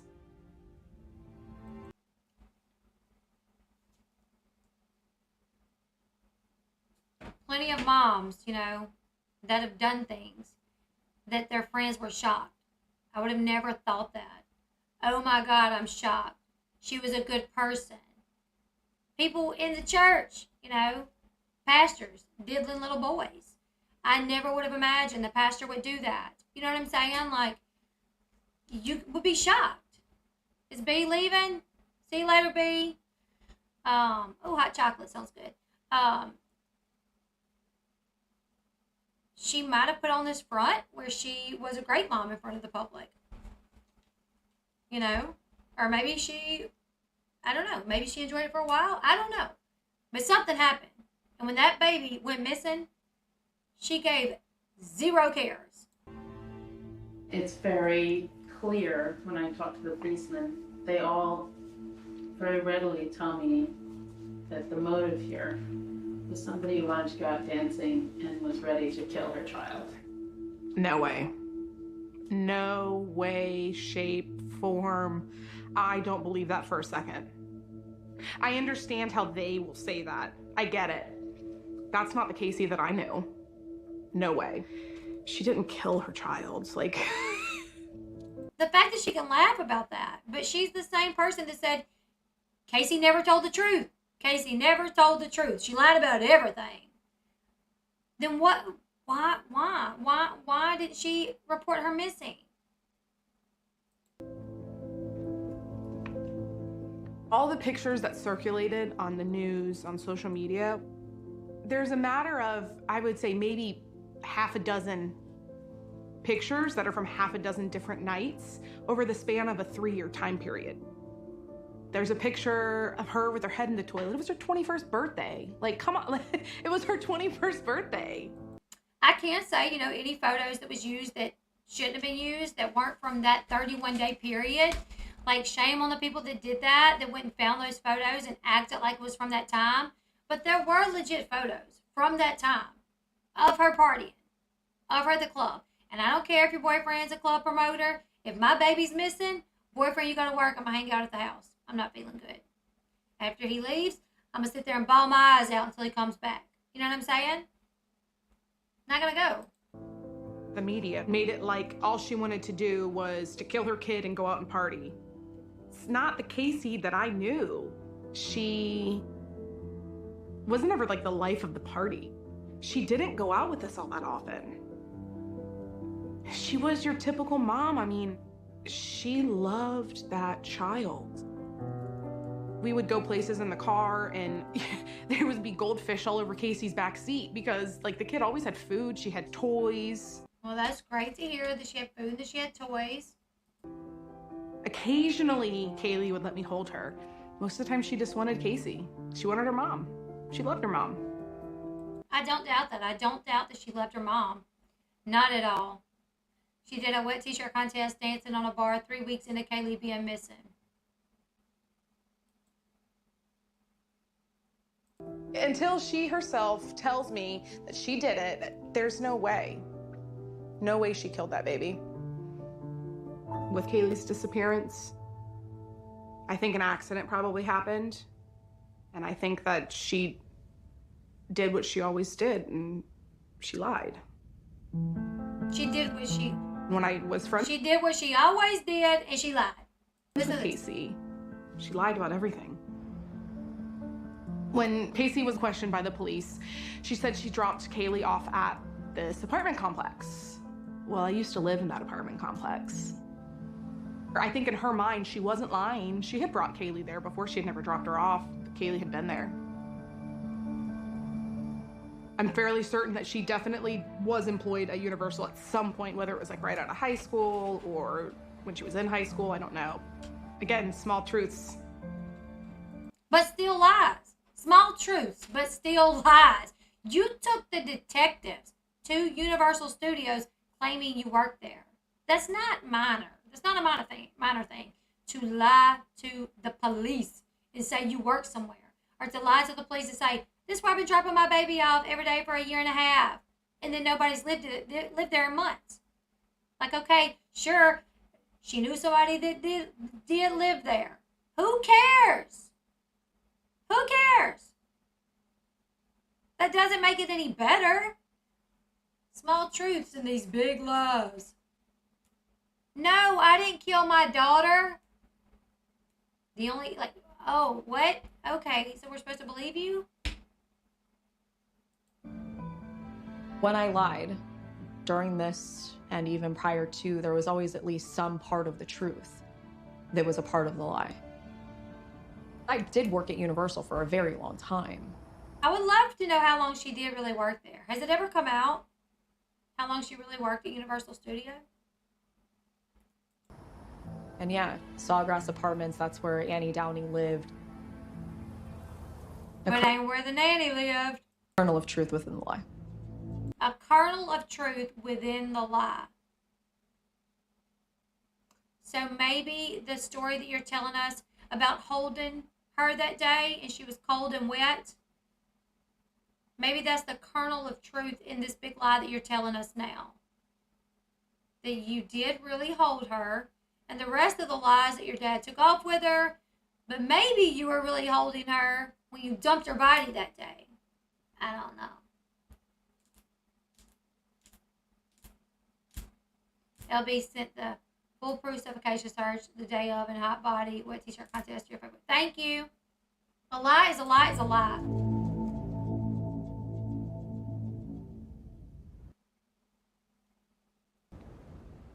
So let's go back to the beginning. July 16, 2008. The day that Kaylee's kidnapping is reported. Hello? Hi. Can you tell me a little bit what's going on? My daughter's been missing for the last 31 days. What are you thinking and feeling No emotion in that, no emotion. on that call? There's no emotion. There's nothing. Nothing. Yeah, it's weird. It's very weird.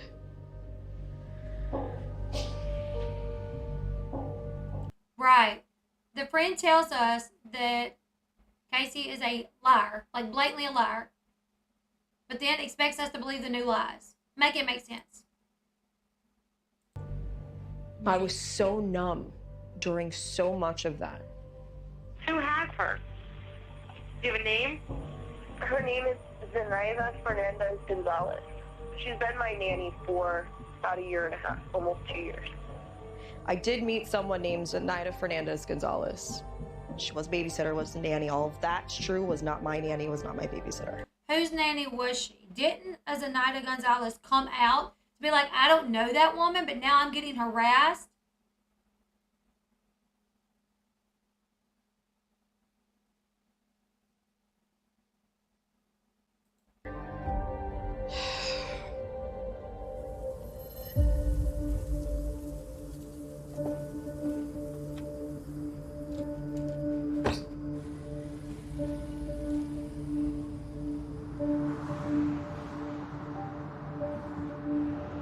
That's the official entrance. So we'd have to go around the back.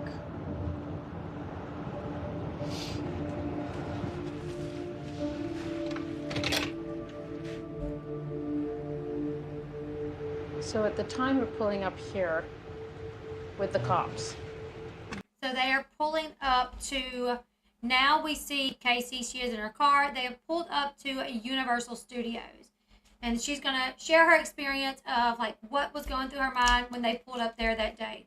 But before we get to that, someone left this comment on my Casey Anthony gives her first interview. First interview sparks outrage. Casey blames her father. Someone left this comment 24 minutes ago. This is what is wrong with society. This show hadn't even aired yet when this person did this video as if she knows what the show is about or what Casey is going to say. I'm sorry, but literally clips of it leaked. I got it off several media outlets. So I literally quoted what was being said. And as usual, you all talk like you know her or have been in her shoes. Nope, I don't know this woman, and I ain't never been in Casey Anthony's shoes, nor would I ever be in her shoes. Because if my kid comes up missing, 911's going to be called immediately. This is stupid. The person that left this, you ain't got no right to talk. You ain't never been in her shoes. Has anyone talked to her? Or did you ever write her in jail or even think about it? Hell to the no. I never thought about writing Casey Anthony. Why in the hell would I? If you want to write a child killer, be my guest.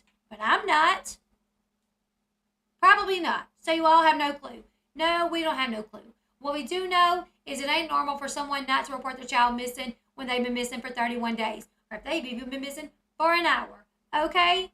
What we do know is she was out in the club turning it up. You know what I'm saying? So,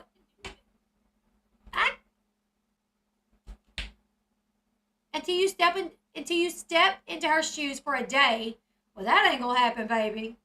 You shouldn't judge. I'm not judging, but I am commentating on the fact that a baby was found in the freaking ditch right around the corner from her house. And she was the only person that got caught in lie after lie after lie after lie. So if you want to be an idiot, person that commented on this, and I usually don't get like this, but holy smokes, if you want to be an idiot and believe that this woman is just so innocent and that we can't say anything about her for whatever reason, I'm sorry, but I live, what does Big Ange say? No, that ain't Big Ange. I live in America. America! Freedom of speech. Okay? And anyone can look at George and not think he's a pedo and a downright creep. Well, God help you. I never said that I didn't think that he might be a little on the weird side. Sometimes he gives me weird vibes, but not pedo vibes, not at all. And isn't it ironic that she comes out with these claims about everybody? Casey Anthony has been sexually assaulted by everybody. Her dad, her brother, that's how she got pregnant. But there's no evidence to that. No evidence at all. Yeah, Casey didn't even try to fake emotions like Leilani did. I'm sorry, but if you're going to leave stupid comments on my... I try to respect everyone's opinion, but this comment is just ridiculous.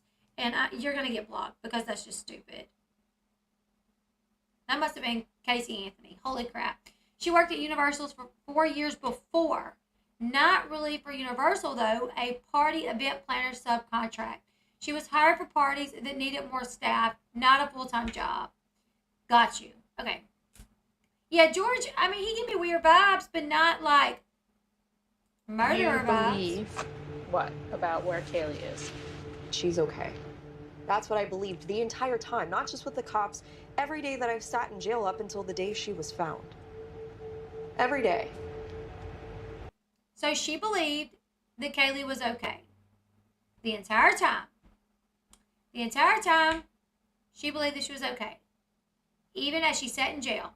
Up until Kaylee was found, she believed that Kaylee was fine. Help us understand. Why were you lying to the cops?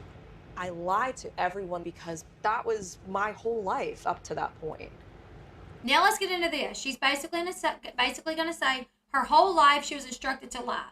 And I don't think, your parents not wanting you to go out into the world and telling everybody about the problems inside the home. I don't think that's them making you into a liar. I think that's them wanting respect for what happens within their house to stay within their house. Acting like everything's okay, but knowing nothing was okay. I've had years of therapy, and I'm trying to analyze my own behavior and explain my own behaviors. All of this is a reaction to trauma.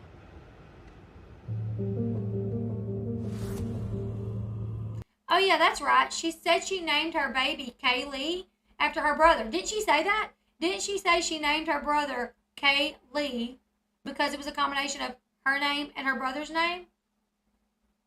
Sonia, I didn't even see your comment. Sonia, I didn't say anything to you, Sonia. I'm sorry.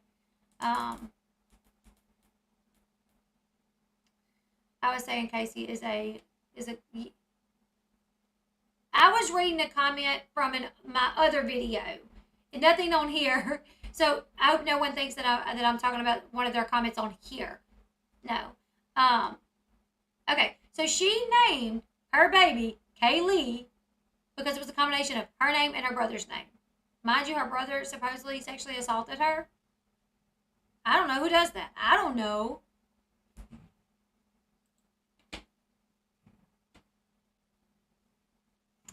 Well, it seems like I remember like a neighbor coming out to say that Casey borrowed a shovel from them the day around the time that Kaylee went missing. Since 2008, I was suppressing those memories. And I remember my interactions with law enforcement. Remember this, she says, since 2008, I was suppressing those memories. So she talks about how she didn't really remember for sure if her dad and her brother, like she couldn't remember for sure. When she starts writing someone in jail, she says, I think this may have happened to me. While she's in jail for this with Kaylee, she starts writing a friend in jail. I think this might have happened. But then she goes on to say, when I was 19, I did tell my mom about my brother. But the way that my mom reacted, I knew I couldn't tell her about my dad. Well, I thought you didn't even remember this until you got in jail and you were away from them. And then it started coming back to you. So her story doesn't make sense. Let's continue. But I don't really remember all of what was said. Everything had its place on a shelf and had its own box. I was trying to put as much of what was associated with those memories into those boxes and then locking it away and putting it back on the shelf.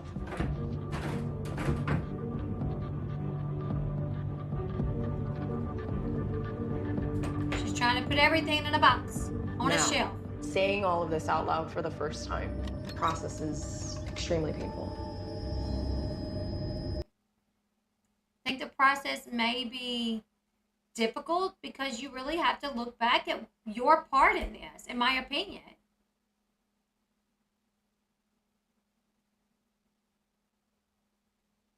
Right, David? It always is. It always is the excuse.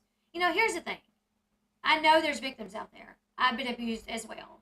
I was sexually abused as well, and I've said it so many times. I'm super open about it. But you can't every time. You can't always. Oh, you don't like this guy? He raped me. You know.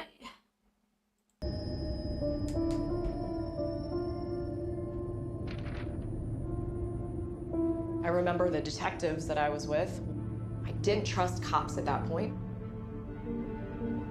I was frightened. I was scared. Why not trust cops?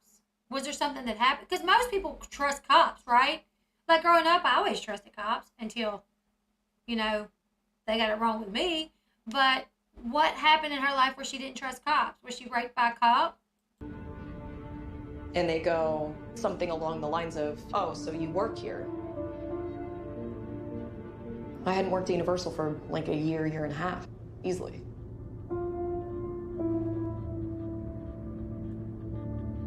I remember the detective walking me into an interrogation room.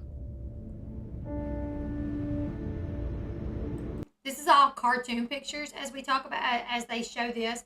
It's all like cartoon drawings of like Casey being walked into an interrogation room. And there's two detectives in there waiting on her. You have lied to him about all these things. You brought us here, okay? Oh, so that's why she don't trust cops. Okay. Now I want you to tell me how that's helping us find your daughter. It's pretty obvious that with everything that you've told us, nothing has been truth. This is the honest to God's truth of everything that I've said. I do not know where she is. The last person that I saw. Now listen. She says, yeah, I've been lying. But this is the honest to God's truth. The honest to God's truth is, I don't know where she is. The last time I saw her, the last person I saw her with is Zenaida. Yeah, I've been lying. But here's the honest to God truth. I dropped her off with Zenaida. And now we know that can't even be the honest to God truth. Because Zenaida doesn't exist. Not in her world anyways. But once again, she's admitting that she's lying, swearing the truth now. Still, it's a lie. So how can we believe her now? How? With is Zenaida. the last person that I've seen my daughter with.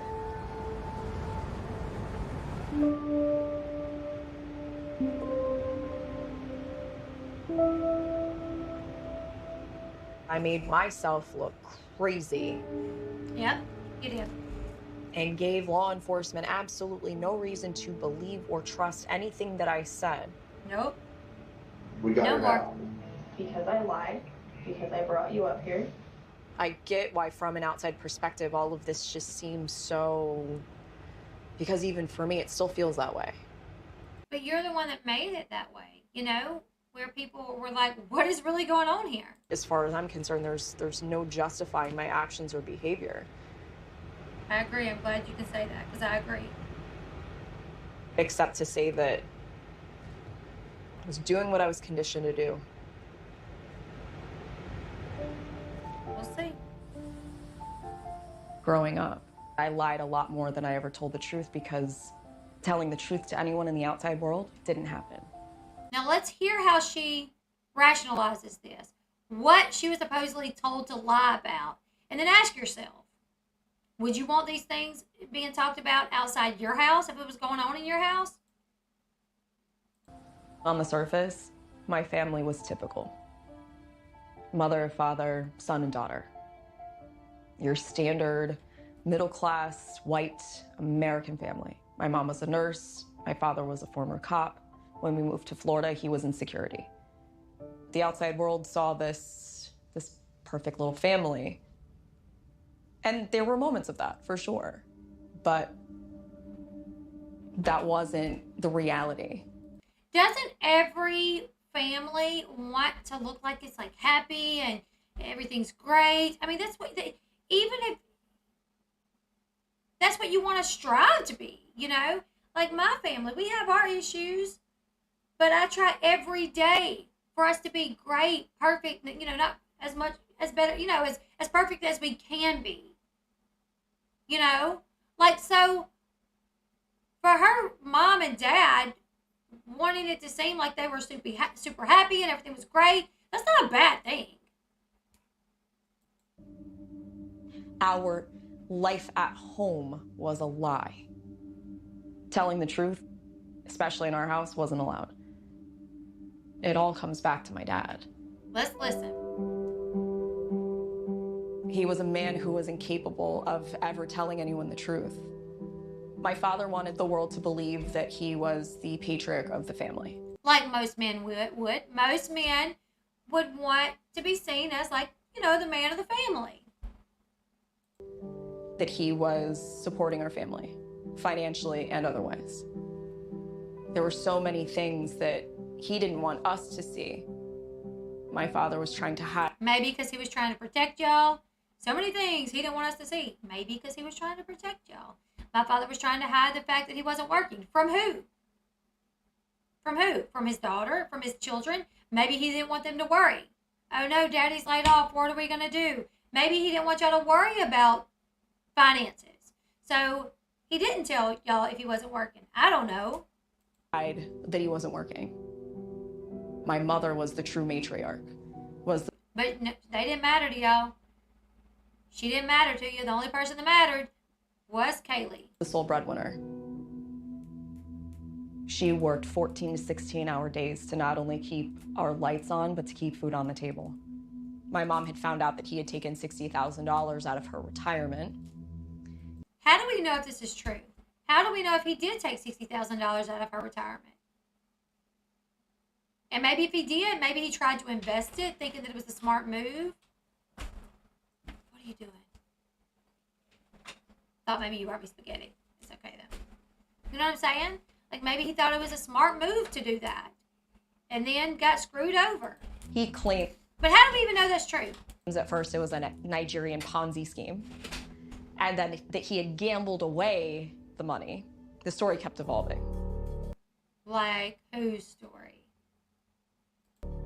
My father was also lying to hide the fact that he was unfaithful to my mother. Would anybody come out and say that? Would any man come out and be like, I've been cheating on you? Hey, Cindy. Been hanging out with you, you know. Of course he's going to try to hide the fact that he cheated on his wife. And then when she found out, he don't want y'all to know. Y'all are his kids. He don't want to be looked at as like this some terrible human being. Yeah, and how could he take it out of her retirement? I don't know. That's a good question. How could he take it out of her retirement unless she okayed it?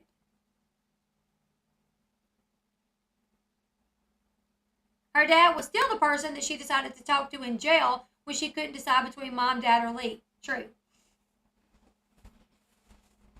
I mean, you know what I'm saying? Like, if you, God forbid, you know,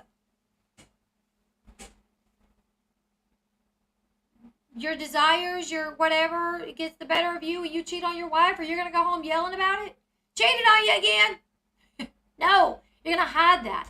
If your wife finds out, you don't want the whole world to know. You don't want your children to know. That's not some abnormal behavior. Like, let me tell you about my dad's abnormal behavior. He cheated on my wife, he cheated on his wife, didn't want nobody to know. Of course he didn't want nobody to know. What does this have to do with Kaylee? Exactly. Her involvement in her parents' marriage says a lot about what she learned about lying. The world shouldn't know about an affair anyways. Exactly.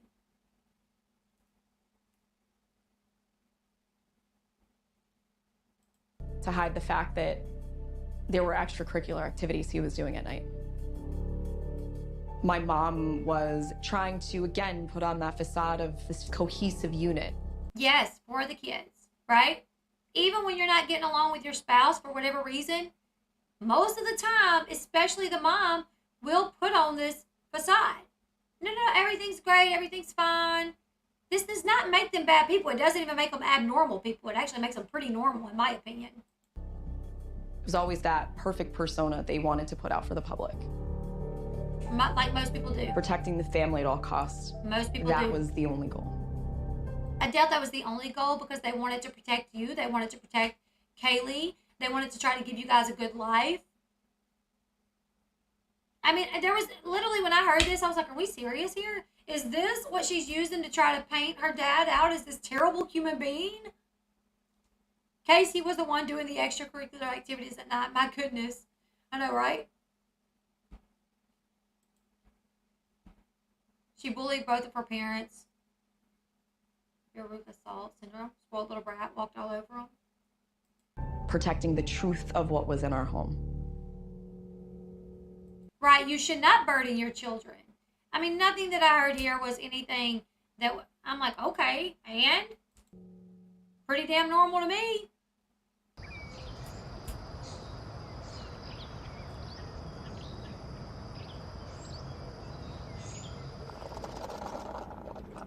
We are watching coffee pour into a Keurig. So options are eggs or fruit. It's the next morning. Your options are eggs. Yeah, I told you she learned her lies from the master. But how is not wanting to tell the world that you cheated on your wife or bother your children with that? Where did he lie that was so terrible? You know, it's no one's business. It's not her business, especially depending on how old she was. So yeah, I don't know. I'm not hearing anywhere where he lied in a way that made me like, oh my God, he lied about that? Like, you know, your child being missing for 31 days and you not reporting it? Like, he lied about that? Wait, you claimed you had a nanny for 2 years? He lied about that? Like, no, he just didn't want the outside world and his children to know that he cheated on his wife. And again, no proof of any of this.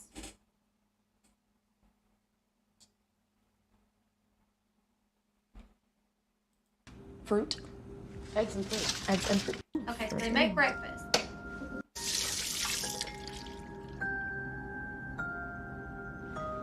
How'd you sleep? There's no such thing as good sleep. Not that I know. So here's the part where they said, how did you sleep? She said, there's no such thing as good sleep. Not that I know of, you know. Why are you making it so lighthearted that George cheated? That's a serious thing that breaks up. I'm not making it lighthearted. But the thing about it is he's not going to go home and announce it. Of course, somebody cheats, they try to hide it, depending on how, you know, is this a cheating that happened multiple times where they had this full-fledged relationship with somebody and it was months of him hiding it, he's not going to go home and announce it. Or was it this one-time situation that happened? He's not going to go home and announce it. Nobody's making it lighthearted. You know, I mean, it's just wild for her to be like, he didn't tell us. Yeah, he shouldn't have, honestly. That's between him and his wife. A lot of nights I have very clear images and flashbacks, nightmares. Oh, and as I was going to say, so before she said, you know, I know a lot of people, you know, hate me, whatever, but I sleep fine at night. Now, all of a sudden, it's I don't know good sleep. What is it? So which is it?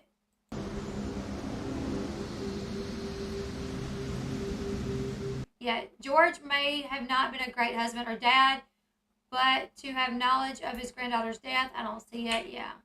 And he might not have been a great father or a great husband. He may have cheated. That doesn't make you a murderer. He may have not been the best dad, but I mean, literally, you see pictures of her sitting on his lap. You know, you see the video where it's like, who do you want to talk to? Dad, I want to talk to Dad. And she's just smiling and seems to love her dad. I don't know. And then Jose Baez, you know, it was said that when they started going to court, Jose Baez was like, you got to take the fall for this, George. You got to fall on the sword for your daughter. She's facing the death penalty. She can face the death penalty. You got to fall on the sword for your daughter. And he was like, no, I'm not going to say I did these things. You know? My nightmare last night, it was similar to other things that happened to me growing up. Yeah, this is about a child that has passed. I don't know if it's just flooding back because of going back through pictures and more switches being hit and more trauma. What was the nightmare last night? Except for Scott Peterson, cheater equals liar, liar equals. I mean, I'm not saying but in every case, it doesn't make. I mean, I'm sure, DG, at some point in your life, you may have lied, told a little fib, right? Does that mean you're a cheater? You know, does it mean you're a killer? No. You know, not at all.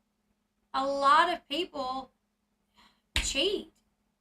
I mean, my mom did. My dad did. And they're both great people. I mean, my dad cheated on my mom. Then my mom ended up cheating on him, and they're not bad people. They damn sure would not kill anybody. You know? My father was holding me down and raping me. That happens again and again and again. When I was 8 years old, my father started to come into my room at night. Kaylee never showed any signs of an abuse victim. There are tales that aren't just a physical exam. She had zero predispositions for sexual assault victim. People would have noticed, yeah. I was physically hurt. Scared because I was physically hurt and I can't tell mommy what happened. She'll get mad at me. That's what I was told.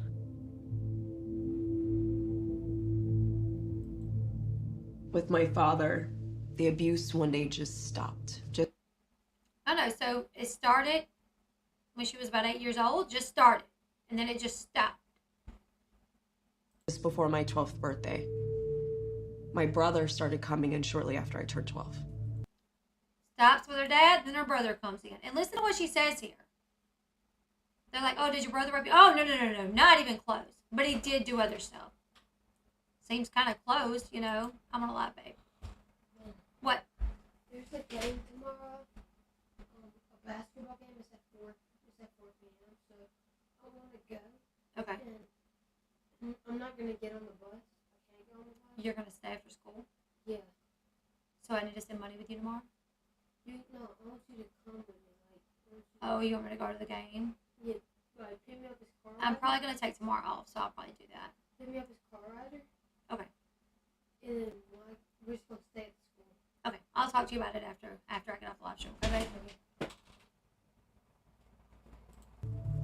Oh, let me keep this. Hold on. And it stops around the time I turned 15. Wasn't the same thing that happened with my father. My brother never raped me. No, absolutely not. But it was close enough. first was like, no, my brother never even raped me. But it was close enough.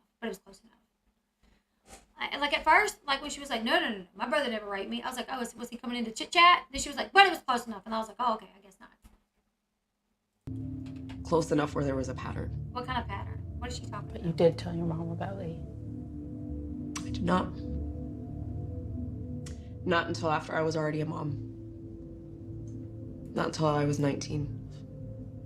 Do you think she knew anyway? I've always questioned it. I mean, I don't know. I don't know. I just have a hard time believing it. Because she lies so much. What you have to realize about my mom when I was younger, she was extremely controlling. Here we go again. What you have to realize about my mom is she was extremely controlling. She tried to make me dress. She tried to make me dress as young as I possibly could. Okay, I have daughters, right? My daughter is 17. So this is the way that I took this. My daughter, she gets a little hair on her legs. Mama, can I shave my legs? No, ma'am, you're too young. Mama, what about them shorts? No, ma'am, those are too short. You got long legs. Mama, can I wear lipstick? Nope, too young. I think more than likely, she did not want Casey to dress inappropriate or dress like she's older than she was. But Casey is turning this into, my mom wanted to make me look like a little kid all my life. I think she did not want her to grow up too soon and to dress inappropriately and to start doing all these things before she was really ready to do these things. Yeah, I don't like the same thing. I mean, Sean is very quick. Like right now, our daughter Kennedy wants purple hair. She wants purple hair. I put a little lip gloss and stuff on Kennedy here at the house, but if we go somewhere, no ma'am. You know what I'm saying? So once again, I think this is something that she's making into something that it should be nothing. Tried to make sure I dressed as young as I possibly could to look as young as I possibly could. It's not just feeling like my mom wanted to keep me a child. I feel like she was trying to, yes, keep me from being a sexual being. That ain't nothing bad. We all want to keep our kids from becoming sexual beings. You know, what's wrong with that?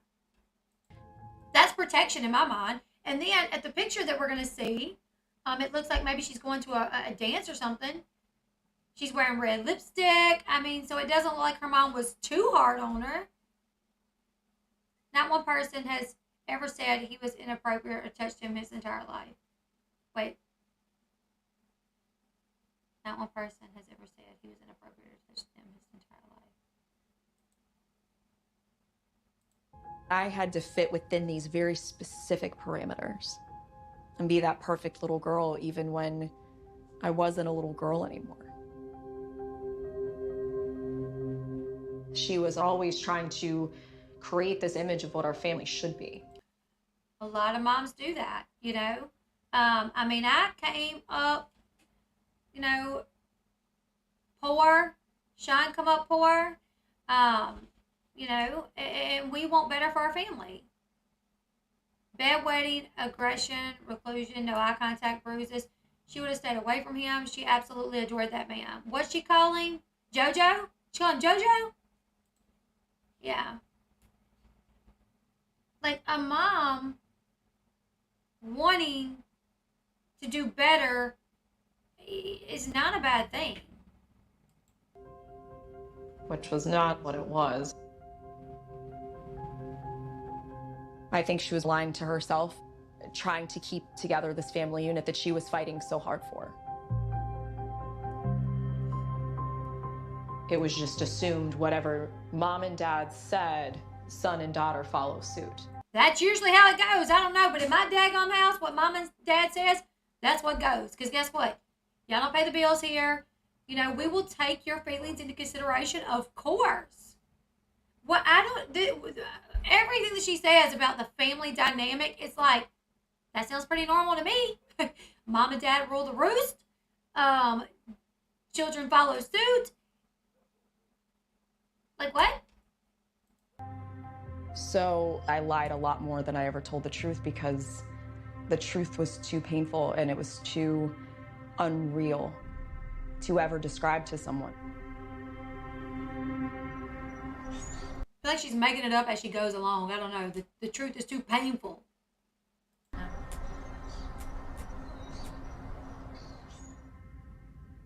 All right, now she's sitting at a table in the Airbnb, it looks like.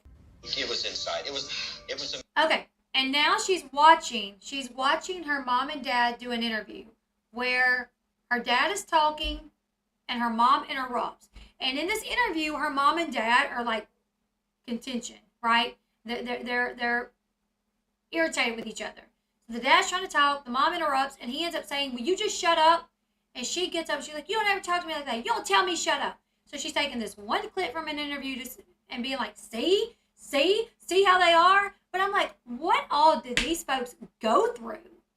I'm surprised they even stayed together after everything they went through. You know, being accused of, you know, defending Casey, him being accused of being the one that did away with the body, him being the one being accused of sexually abusing her. I mean, losing a daughter, a granddaughter. Somehow they managed to stay together. But I can guarantee you, they had problems. They had to have problems because of everything that happened. You know what I'm saying? But she takes this one clip of an interview where they started butting heads, and she's like, "See, look at this."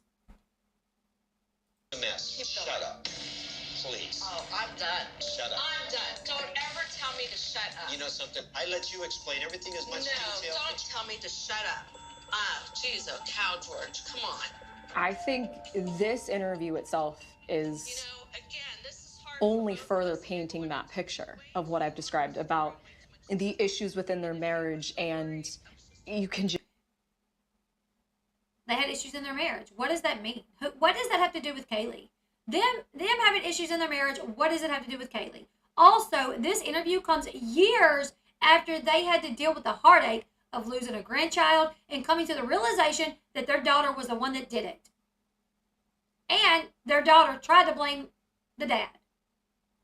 Yeah, their life was ruined, basically. And this is the one interview where they really, like, and she's like, see? They were terrible with each other. Yeah, the parents are fighting about her. Exactly. They're fighting because Cindy still tries to hold out some hope that Casey didn't do it, or I don't know. And George is basically like, yeah, I think she did it. Yeah, the mom still has somewhat contact with Casey, but George will not. Yeah, all parents have issues. Money or whatever. We just lived through a damn pandemic. I know. All of our kids would say we had issues. Exactly. And she's making this seem like, see, this is my point. They have bad marital problems. This is over you, darling.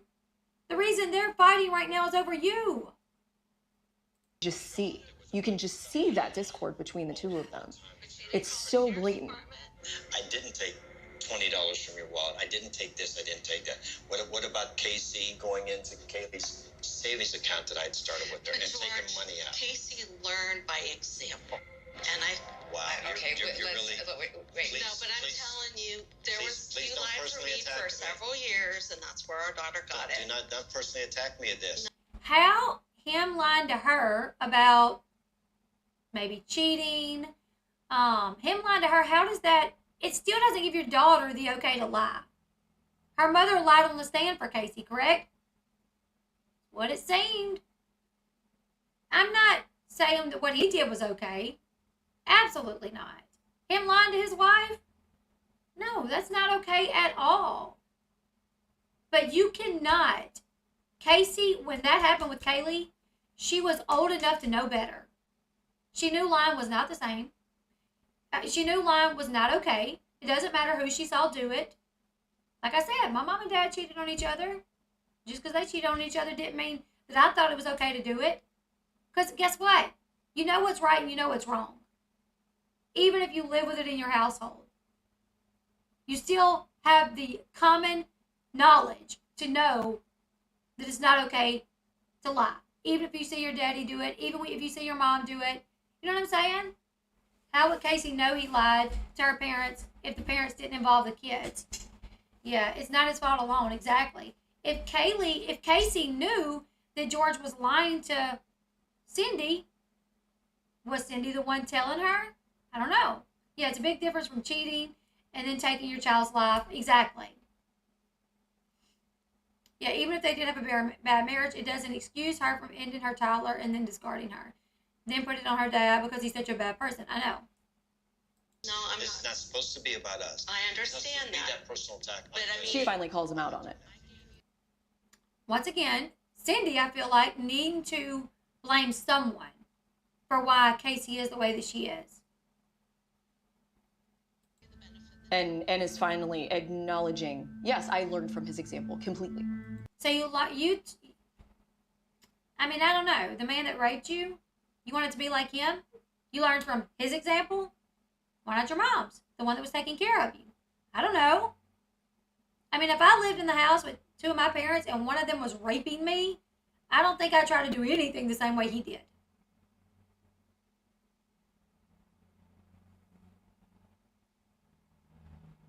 She thinks the story is helping her, makes her look worse. So you just sat back and let your kid get raped in SA, didn't remove her? Stop it, yeah.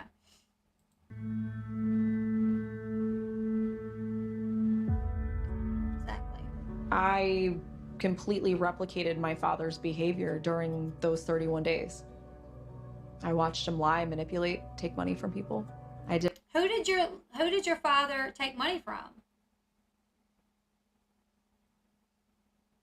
I mean, you saying that he took out your mom's retirement, but really, I don't know how he could, right?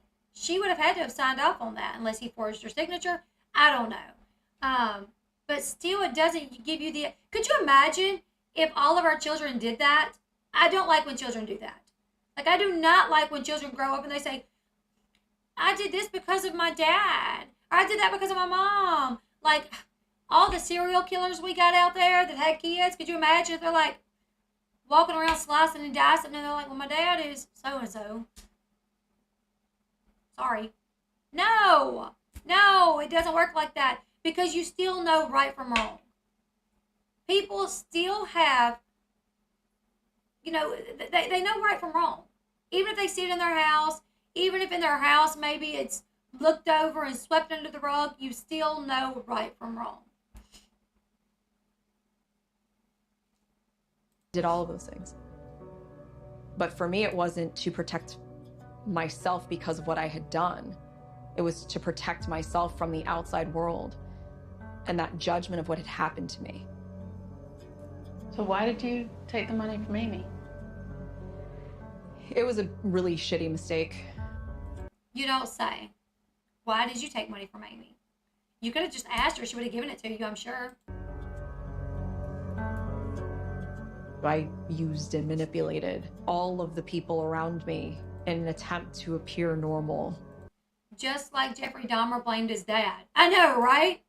Well, we used to go pick up roadkill offside the road, so started killing human beings. No. She did her whole family dirty, killed her child, and still lied. I just can't. Yeah. She learned that from her parents' dynamic. The mom blames the dad often. Yep. So I think she is learning something from her parents. It's that the dad always gets the blame.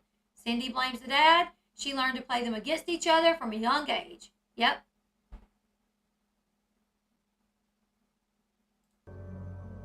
Which was extremely abnormal. When the most normal thing would have been to say, I need help. But I didn't know how to say that.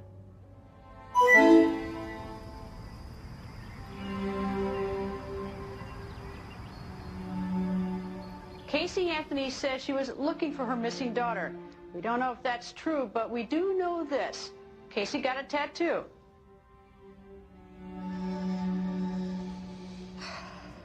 Now she's going to go in and talk about the tattoo. And what she says about the tattoo doesn't make sense. The tattoo literally stood for beautiful life while she's talking about how horrible life was. And then she says, well, that tattoo was a big F you to my parents. Well, if you was going to get a tattoo that was an F you to your parents, wouldn't it say something like crappy life, had a sucky life, my life sucked, not beautiful life? I mean, if my child went off and got a tattoo that said beautiful life, and it's like, it's an ode to my family, I'd be like, oh, we gave her a beautiful life. It makes no sense what she says here.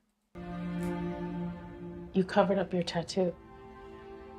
Bella Vita, that was my fuck you to my family. How? I spent my entire life protecting our perfect, beautiful little family and acting like I had this enviable life. And a lot. How did you, though? Yeah, she covered up the original tattoo. Like, it was a nephew to my family. I got a tattoo that says beautiful life as a nephew to my family. I'm sorry. I would definitely mistake that as you saying I gave you a beautiful life if you were my child. I don't know. A lot of ways, and again, this is after going through therapy and trying to explain why I got the tattoo in the first place, especially during that time period. Yeah, your daughter was missing. She got the tattoo on July 2nd. July 15th was a 911 call. Kaylee was missing for a month. Yeah, it was an F you to the family because they loved Kaylee more than her. Maybe, yep.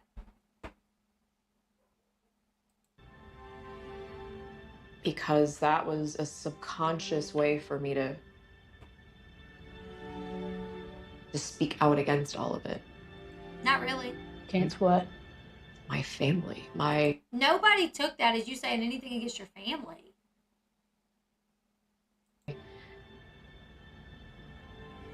Flawed and fucked up family. I'd say the messed upest part of your family would be you, darling, in my opinion.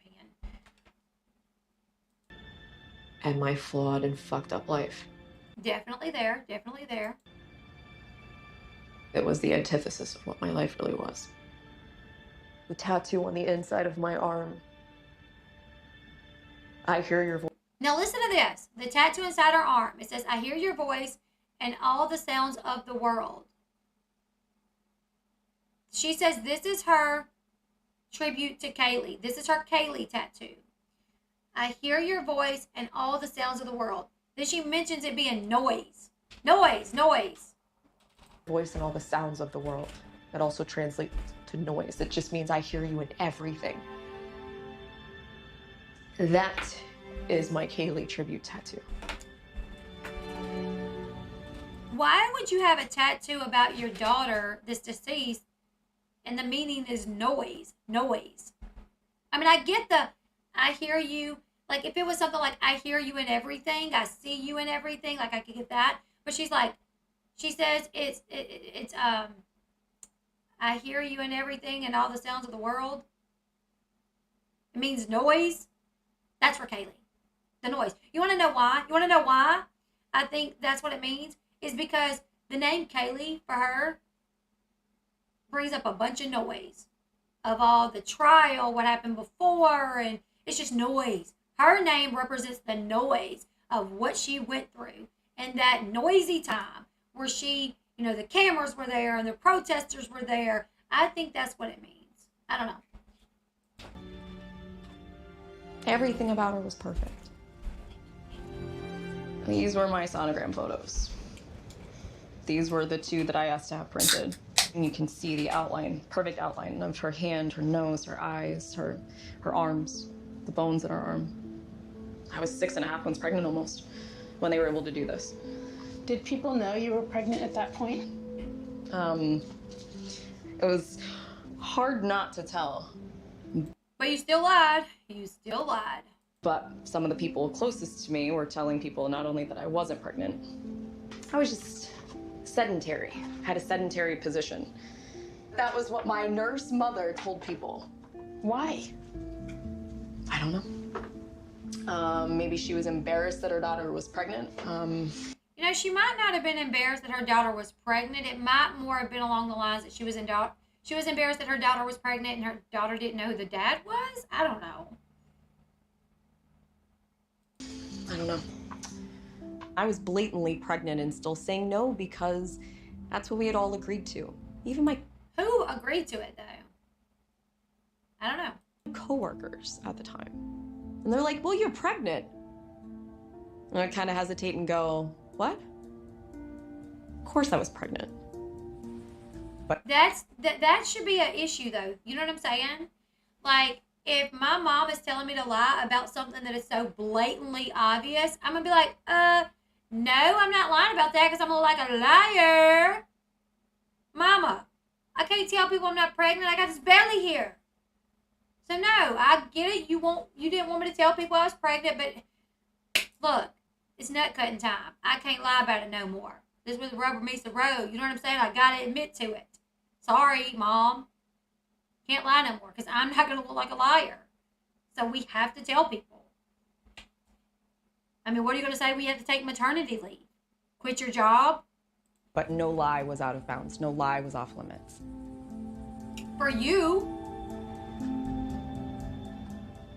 How did you get pregnant with Kaylee? I was raped at 18. Could your dad have been the father? No, my father is not the father of my child. And that's another one that I've got a lot while covering this. So many comments that have been left saying that George raped her and that he's probably Kaylee's father. I guess, are we going to believe her now? I don't know.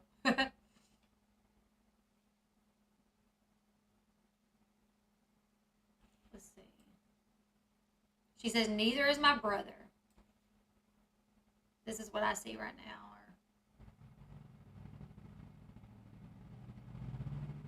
Oh, you guys can't see that one.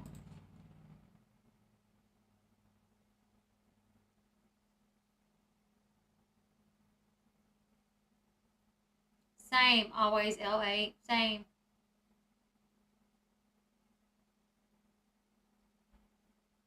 Neither is my brother. So neither's her brother, she says.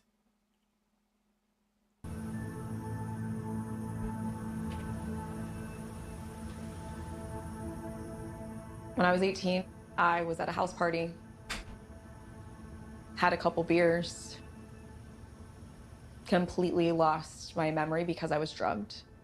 I woke up with my top on, my jeans on the floor with my underwear, and my bra still inside of my shirt, but up over my breasts. And I was lethargic. I was extremely disoriented. And I could feel like I had had forcible sex. I was scared. I mean, if that is the case, that's terrible. You know, nobody deserves for that to happen. It's extremely hard for me to believe anything that she says, though. It really is. Confused. Full of questions. Why it happened, how it happened, did I consent, not consent? Did you report it to the police? No. Why not? I wasn't sure anyone would believe me. Because again, I know what happens to girls when they go to a party. They have a couple drinks. All the guy needs to say is, yeah, of course, she wanted to do it. She wanted to be a part of it. She was asking for it. First person that I would have told would have been my mom. And would she have believed me? Would she have blamed me? How soon after the rape do you realize you're pregnant? Almost immediately. 6 weeks. When I decided to tell my parents that I was pregnant, I told them that Jesse Grund was the father. So when she first finds out she's pregnant, she lies and says that right now her dad, law enforcement officer, gave her drugs. Yeah.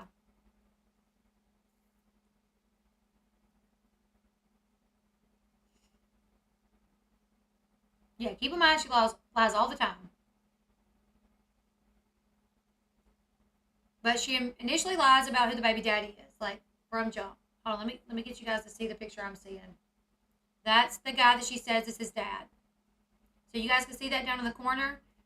Let me adjust the screen just a hair.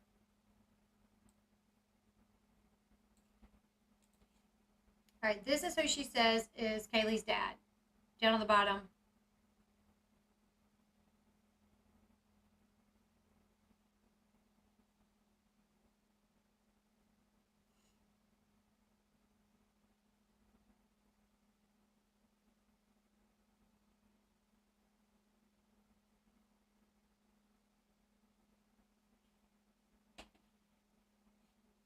I think her dad tried to commit suicide because how could you not with everything going on?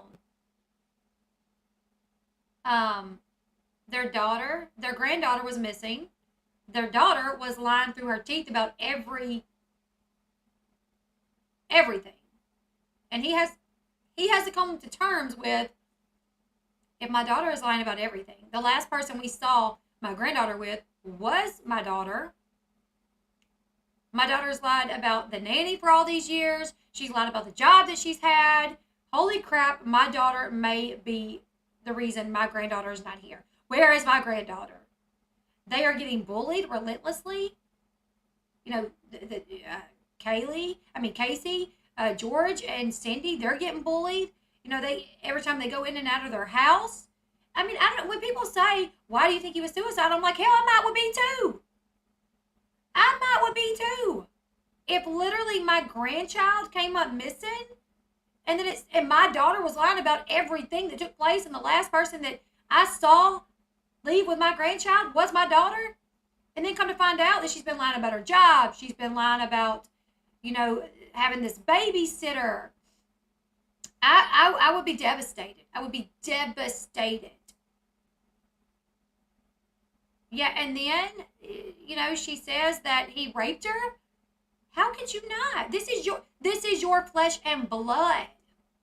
Your flesh and blood. You know? Yeah, and a lot of people that commit suicide are innocent, hadn't done anything. People deal with depression. I mean, I have a second cousin that committed suicide. You know, I mean, it didn't mean that he was raping his daughters. You know, I mean, when you go through something heartbreaking, it has different effects on people, depending on, you know, how they are mentally, where they're at mentally. Yeah, I think his heart was broken. So, okay, she says, I got pregnant. I tell my mom that this is the baby daddy. This guy right here. Jesse. I think that's his name. Let's listen. I met and started dating Jesse Grund just before I found out I was pregnant. Did you think Jesse could be the dad? Yes, there was a possibility, at least still in my head at the time. As my pregnancy progressed and we realized how far along I actually was, came to realize that that wasn't the case. But I made a very selfish decision to not tell Jesse. Why? Because another lie. You know, she made the decision to not tell Jesse because another lie. Could you imagine finding out the man that you thought was the baby daddy to your baby isn't? Would you not tell him? I let Jesse believe the entirety of my pregnancy that he was the father. I should have told him what happened, but I didn't. At that point, I hadn't told anyone that I was raped. He got a paternity test. And even after that, I never told Jesse how I got pregnant in the first place. I lied and said that it was this old friend from way back when. Kaylee's never had a father. He was a friend of Casey's that lives out of state. By the time Kaylee was born, he had already started another family, and he passed away earlier in the year. Casey's mother, Cindy, literally thought that Kaylee's dad was dead. Because that's what Casey told her. Like, oh, yeah, so turns out my boyfriend's not the dad. It was just an old guy knew that old friend hooked up. But he's got a new family, so we're not going to, you know. Okay. Hey, Mom, I heard that my old friend, Kaylee's dad, I heard that he died recently. I mean, her own mom thought that Kaylee Kaylee's biological dad was dead.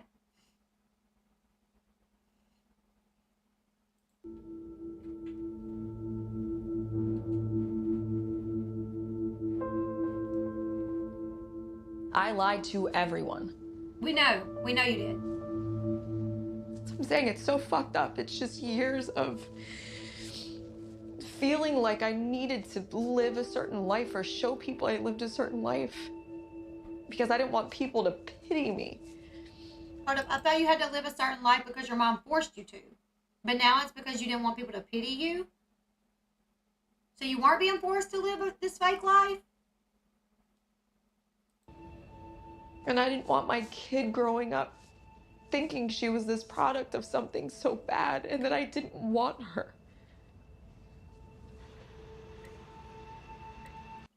You never had to tell her. You could have told your mom, your dad. I mean, you know. The first person I told, well, take it back. The second person that I told about my rape was my mom. You know? I mean, I don't know.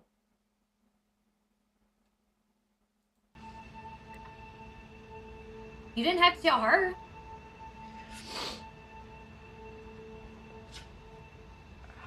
I don't know how long I can do this.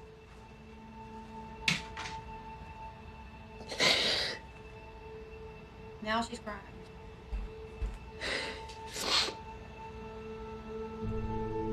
I remember these pictures like they were yesterday.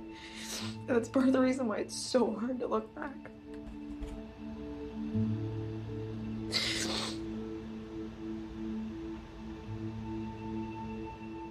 I miss this. I miss her. Every second of every day.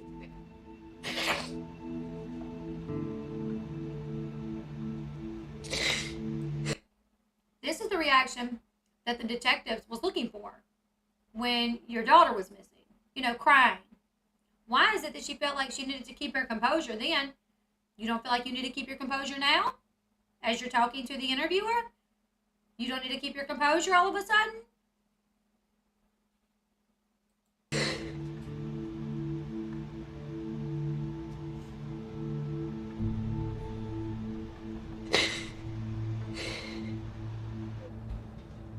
This is why I can't sit down and look at these anymore. It's not because I don't want to. It's just it hurts. It just physically fucking hurts. So she can't look at the pictures anymore because it hurts.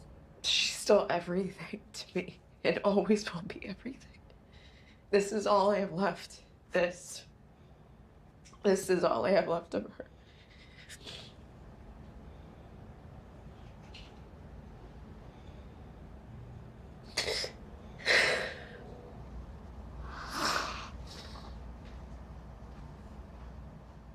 No parent's supposed to survive their kid.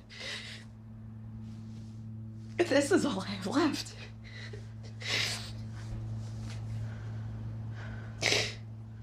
Well, in my opinion, all you have left is pictures is, you know, in my opinion, because you took her life.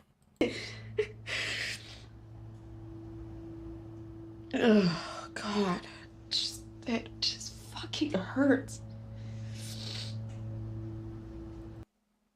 Any psychiatrist would tell you that someone with her narcissism and histrionic personality, that she would not be able to keep the abuse hidden. It would feed her need for attention to tell everyone.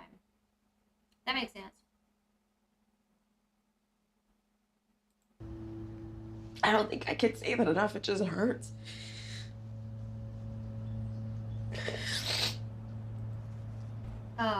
Okay.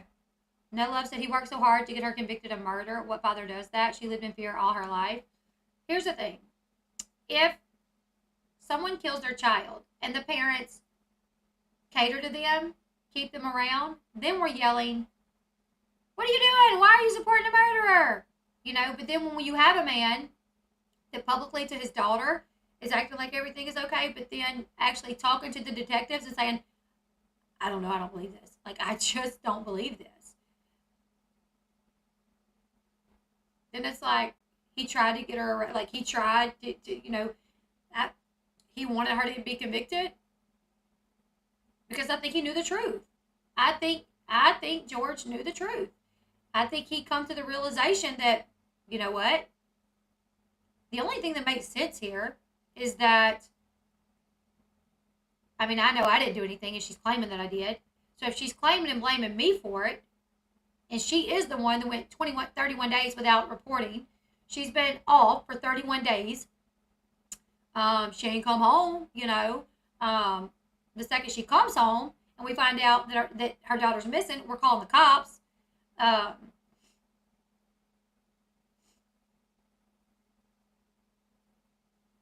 So I think if we saw parents do like Billy Joe did or Cindy did, you know, we're basically saying, well, that's not right. They're still protecting them. But then if you see the one that's like, oh, I'm not really protecting them. She did the crime. I think she killed my grandchild. If she will kill my grandchild, then what else would she do? Oh, she'll blame me for doing it. Oh, she'll say I raped her. Okay, yeah, she deserves to go to jail.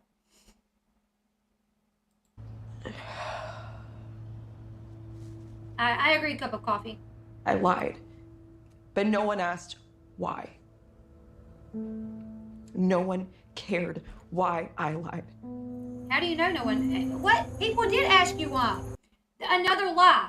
I lied, but no one asked why. Everybody was asking you why. Everyone was saying, why are you lying? Why are you lying? Why are you lying? Everyone was asking you that. You just had a different story back then, you know? Yeah, maybe when George... Casey was out... Maybe George wants justice for Kaylee. I don't know. Of jail from the first time of her being arrested. It was before they charged her with Kaylee's murder. I went over there and I stayed the night. You know, I asked some questions like, where's Kaylee? You know, what's going on? Why didn't you tell anybody? Oh, I'm just doing what they told me to do. Who's they? Just saying what they tell me to say. Who's they? She said everything she's been saying is something that she was told to say. Okay. Someone's told her. Who? She didn't say. Right. She did say that they're telling me. I'm doing what they tell me to do. And now it's not a they or there. It's just my dad. Just my dad. I don't know who they is, though.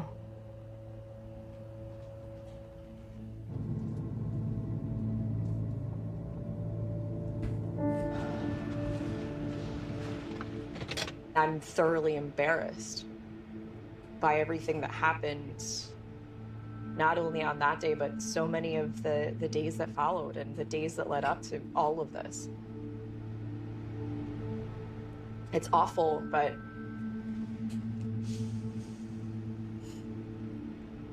I wasn't the same person sitting here almost 14 years ago that I am now. I hope not. I have a voice now. I'm not afraid to speak up against my abuser now.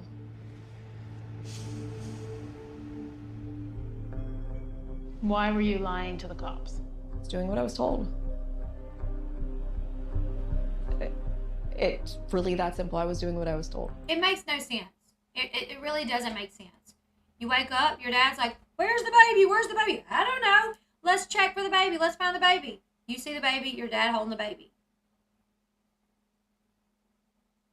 Cold, wet. Oh my God, look what you did. You're going to be in trouble. Your dad gives you the baby. She's cold, she's wet, she's heavy. He takes the baby back, says, it's going to be fine. It's going to be fine. It's going to be all right. I'll take care of this. You, I mean, at this point, you're what, 22? If you held your baby and she was cold and wet and heavy, I'm sure you knew, well, she may not be alive. Why don't we call 911? Holy crap, let's call 911. I don't care what my mama is telling me.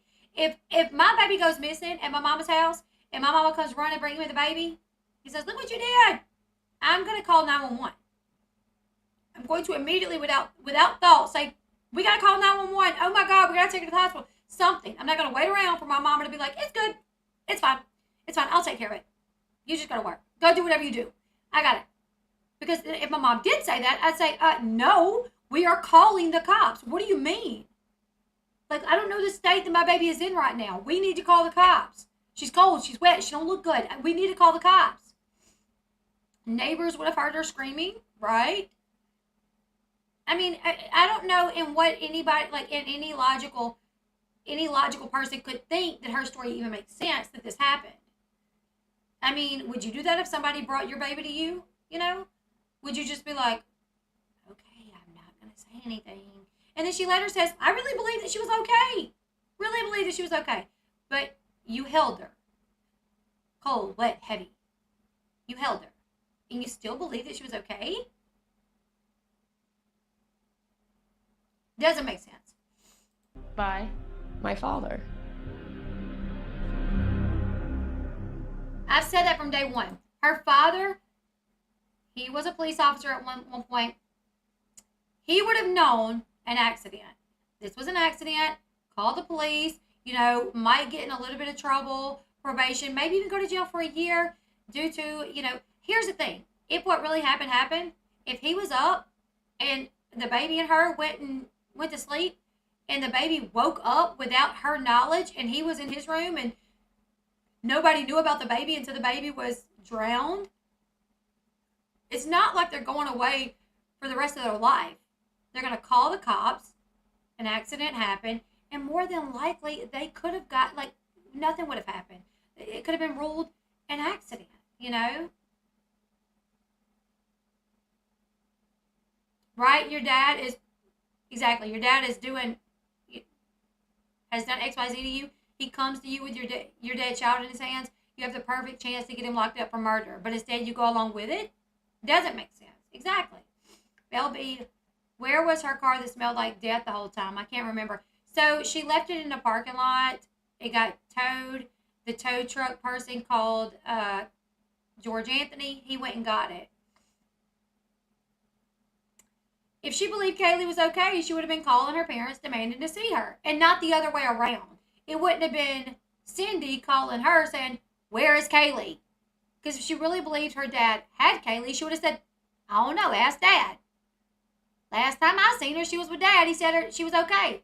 Had a little bit of an accident, but he said she was fine. Like, when was this whole, just keep telling them, just keep saying everything's fine, just keep acting like everything is fine? Like, when did that whole thing happen? With regret, I'm here to inform you that the skeletal remains found on December 11th are those of the missing toddler, Kaylee Anthony. It appeared that a person from the Anthony home taped her face up with duct tape, stuffed her in a trash bag, dumped her in the woods. There was no question in their minds about whether or not I did anything to my daughter. Everything was against her. The world was against her. You said that you think she's a psychopath. Absolutely. I said to Casey, we have to really be able to tell your story. I did believe that Casey was sexually. Absolutely. I said to Casey, we have to really be able to tell your story.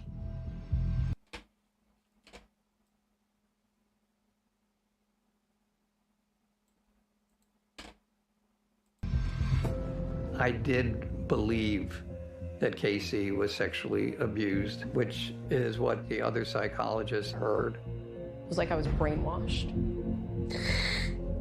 I was trying to get you guys to see a picture of Casey literally at like 19 years old sitting in her dad's lap. He looked a little uncomfortable. He was like this. She was sitting in his lap. Either way, this is a psychologist, I think, that the defense team hired. He said, I've seen her 4 times. Yes, she was consistent with, you know, being abused. Just like, you know, Amber Heard, her legal team that paid for their people got them to say the same thing, you know?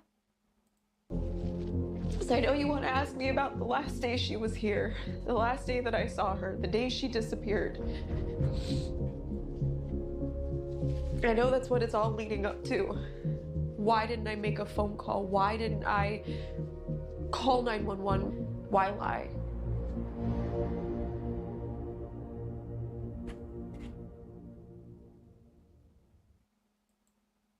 So, yeah, that is the first one. Lee Anthony did reply when asked about Casey's allegations of abuse in this program. He wasn't asked about the abuse allegations during the trial, but has previously denied the claims. He has not been charged in connection with any such allegations. Neither has George.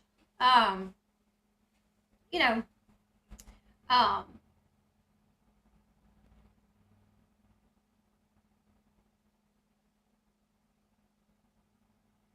so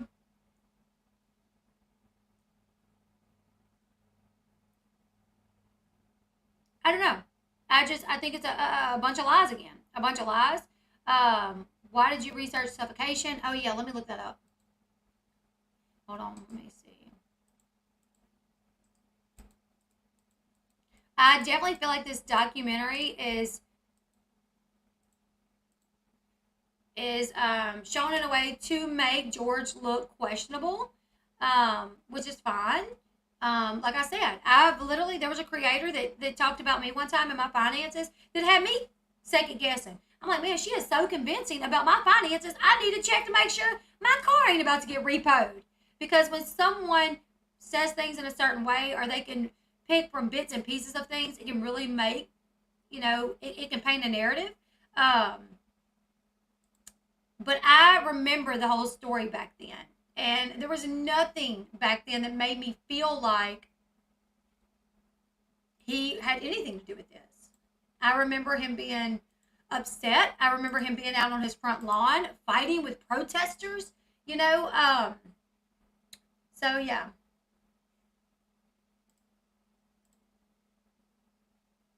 And I'm not saying he's innocent. I think he cheated. He probably lied, but I don't think he had anything to do with Kaylee missing. And she implies later that she thinks her dad did it because he was sexually abusing Kaylee, and he didn't want to get caught. He didn't want it to find out. He didn't want anybody to find out what he was doing to Kaylee. But I'm like, but allegedly he did it to you and he didn't kill you? Why is he going to start killing people? To hide the abuse. It just doesn't make sense. All right, let me see.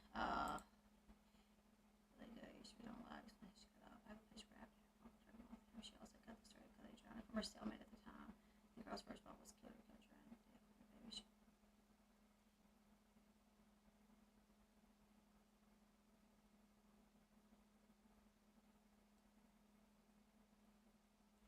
Can I read all of this? True Crime Dime, can I read what you just sent me? Yeah, I mean, she was left alone with her dad. Kaylee was left alone with George at times. That was talked about. Yeah, encourage everyone to ignore the trolls. They're here for self-gratification to argue. Don't feed in them. I mean, respect people's opinions, but if they are like coming at us because our opinion is different, whatever. Okay. All right, so here is...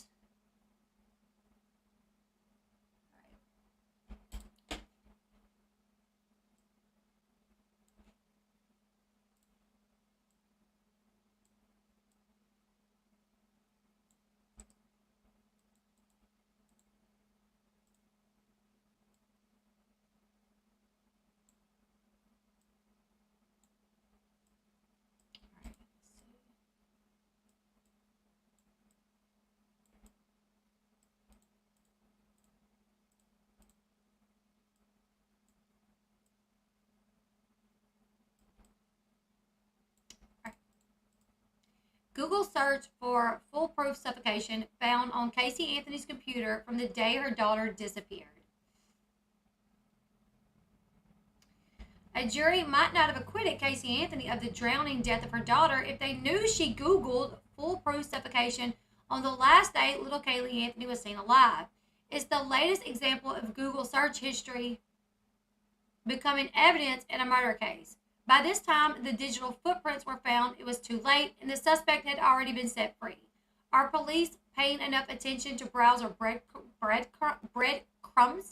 The death of Kaylee Anthony became a media spectacle in 2011 as the nation watched her mother mislead law enforcement, yet still be found not guilty. Kaylee went missing on June 16, 2008, and her body wasn't found until December 11th in Orlando, Florida. Casey's defense claimed that Kaylee had drowned, and despite being found not guilty on 4 accounts, despite being found guilty on 4 accounts of providing false information to the police, the mother was acquitted for first-degree murder of her daughter. During the trial, the prosecution experts also testified that the Anthony family's computer had been used to Google words and phrases including chloroform, chest trauma, internal bleeding, how to make chloroform, neck breaking. But this last week, Orlando's WKMG TV station reported the police had overlooked a key piece of evidence.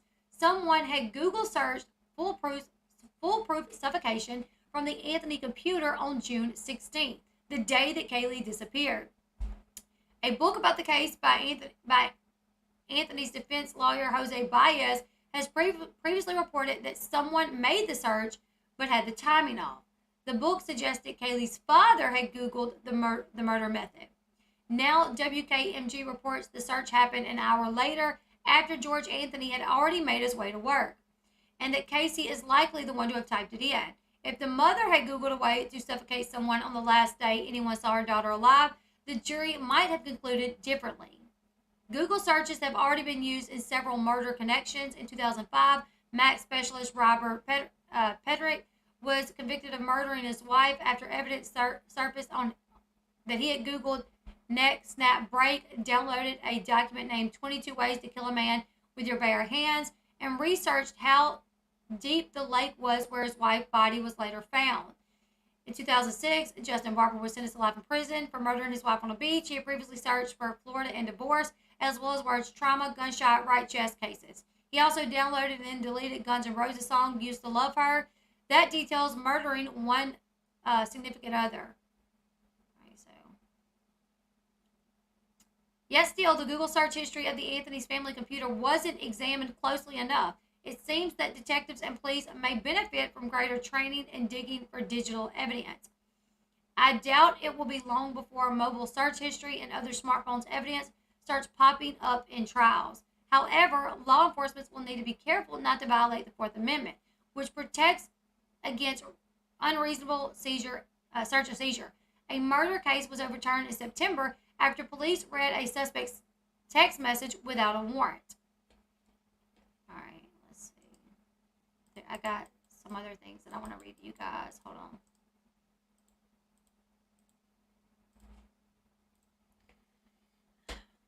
All right, these are the photos from the time that Kaylee was missing.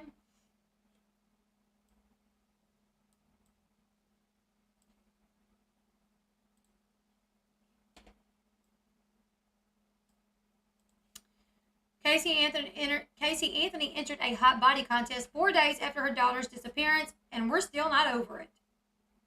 Neither am I. So that's from when her daughter disappeared.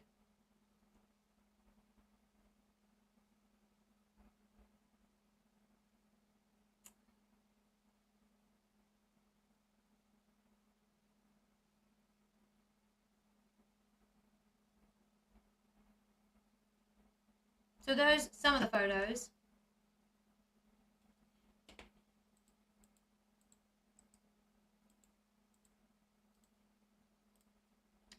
All right. Casey also got the Kaylee drowning story from a cellmate of hers at the time. The girl she first bunked with killed her kid, drowning her. Dad found the baby. She copied it word for word. I've read the other girl's case. It's textbook copied. I think her first offense when she did it was someone kidnapped her and carjacked them. That's why she was duct taped after death and the car was abandoned. But realized the story didn't make sense and pivoted to the zany BS because it was more believable. Yes, please do that. I would love to compare. Maybe do it on live stream. Yeah, if it was an accident, how do we explain these searches? And her acting happy. Yeah, I mean, I have PTS from childhood trauma, and I hate people using this. Same. I hate for people to use like, oh, my life was so terrible. Like I had terrible parents. My parents did X, Y, Z. Okay, it doesn't excuse your behavior. you know? Yeah, the jurors even said if they had to do it over again, it would be easy guilty. Yeah. So, Ellie is a lot more sophisticated. This goes back to 2004. Now they can find a baby in a landfill. Yeah. The judge was shocked. I know. Yep. So, I haven't watched the second part. This video is already 3 hours long. I'm going to take off tomorrow morning and most of the day. My mother-in-law's birthday was the other day, so we're taking her out to eat. I also promised Kennedy that I would play with her tomorrow, longer than I normally get to play with her during the day in the mornings.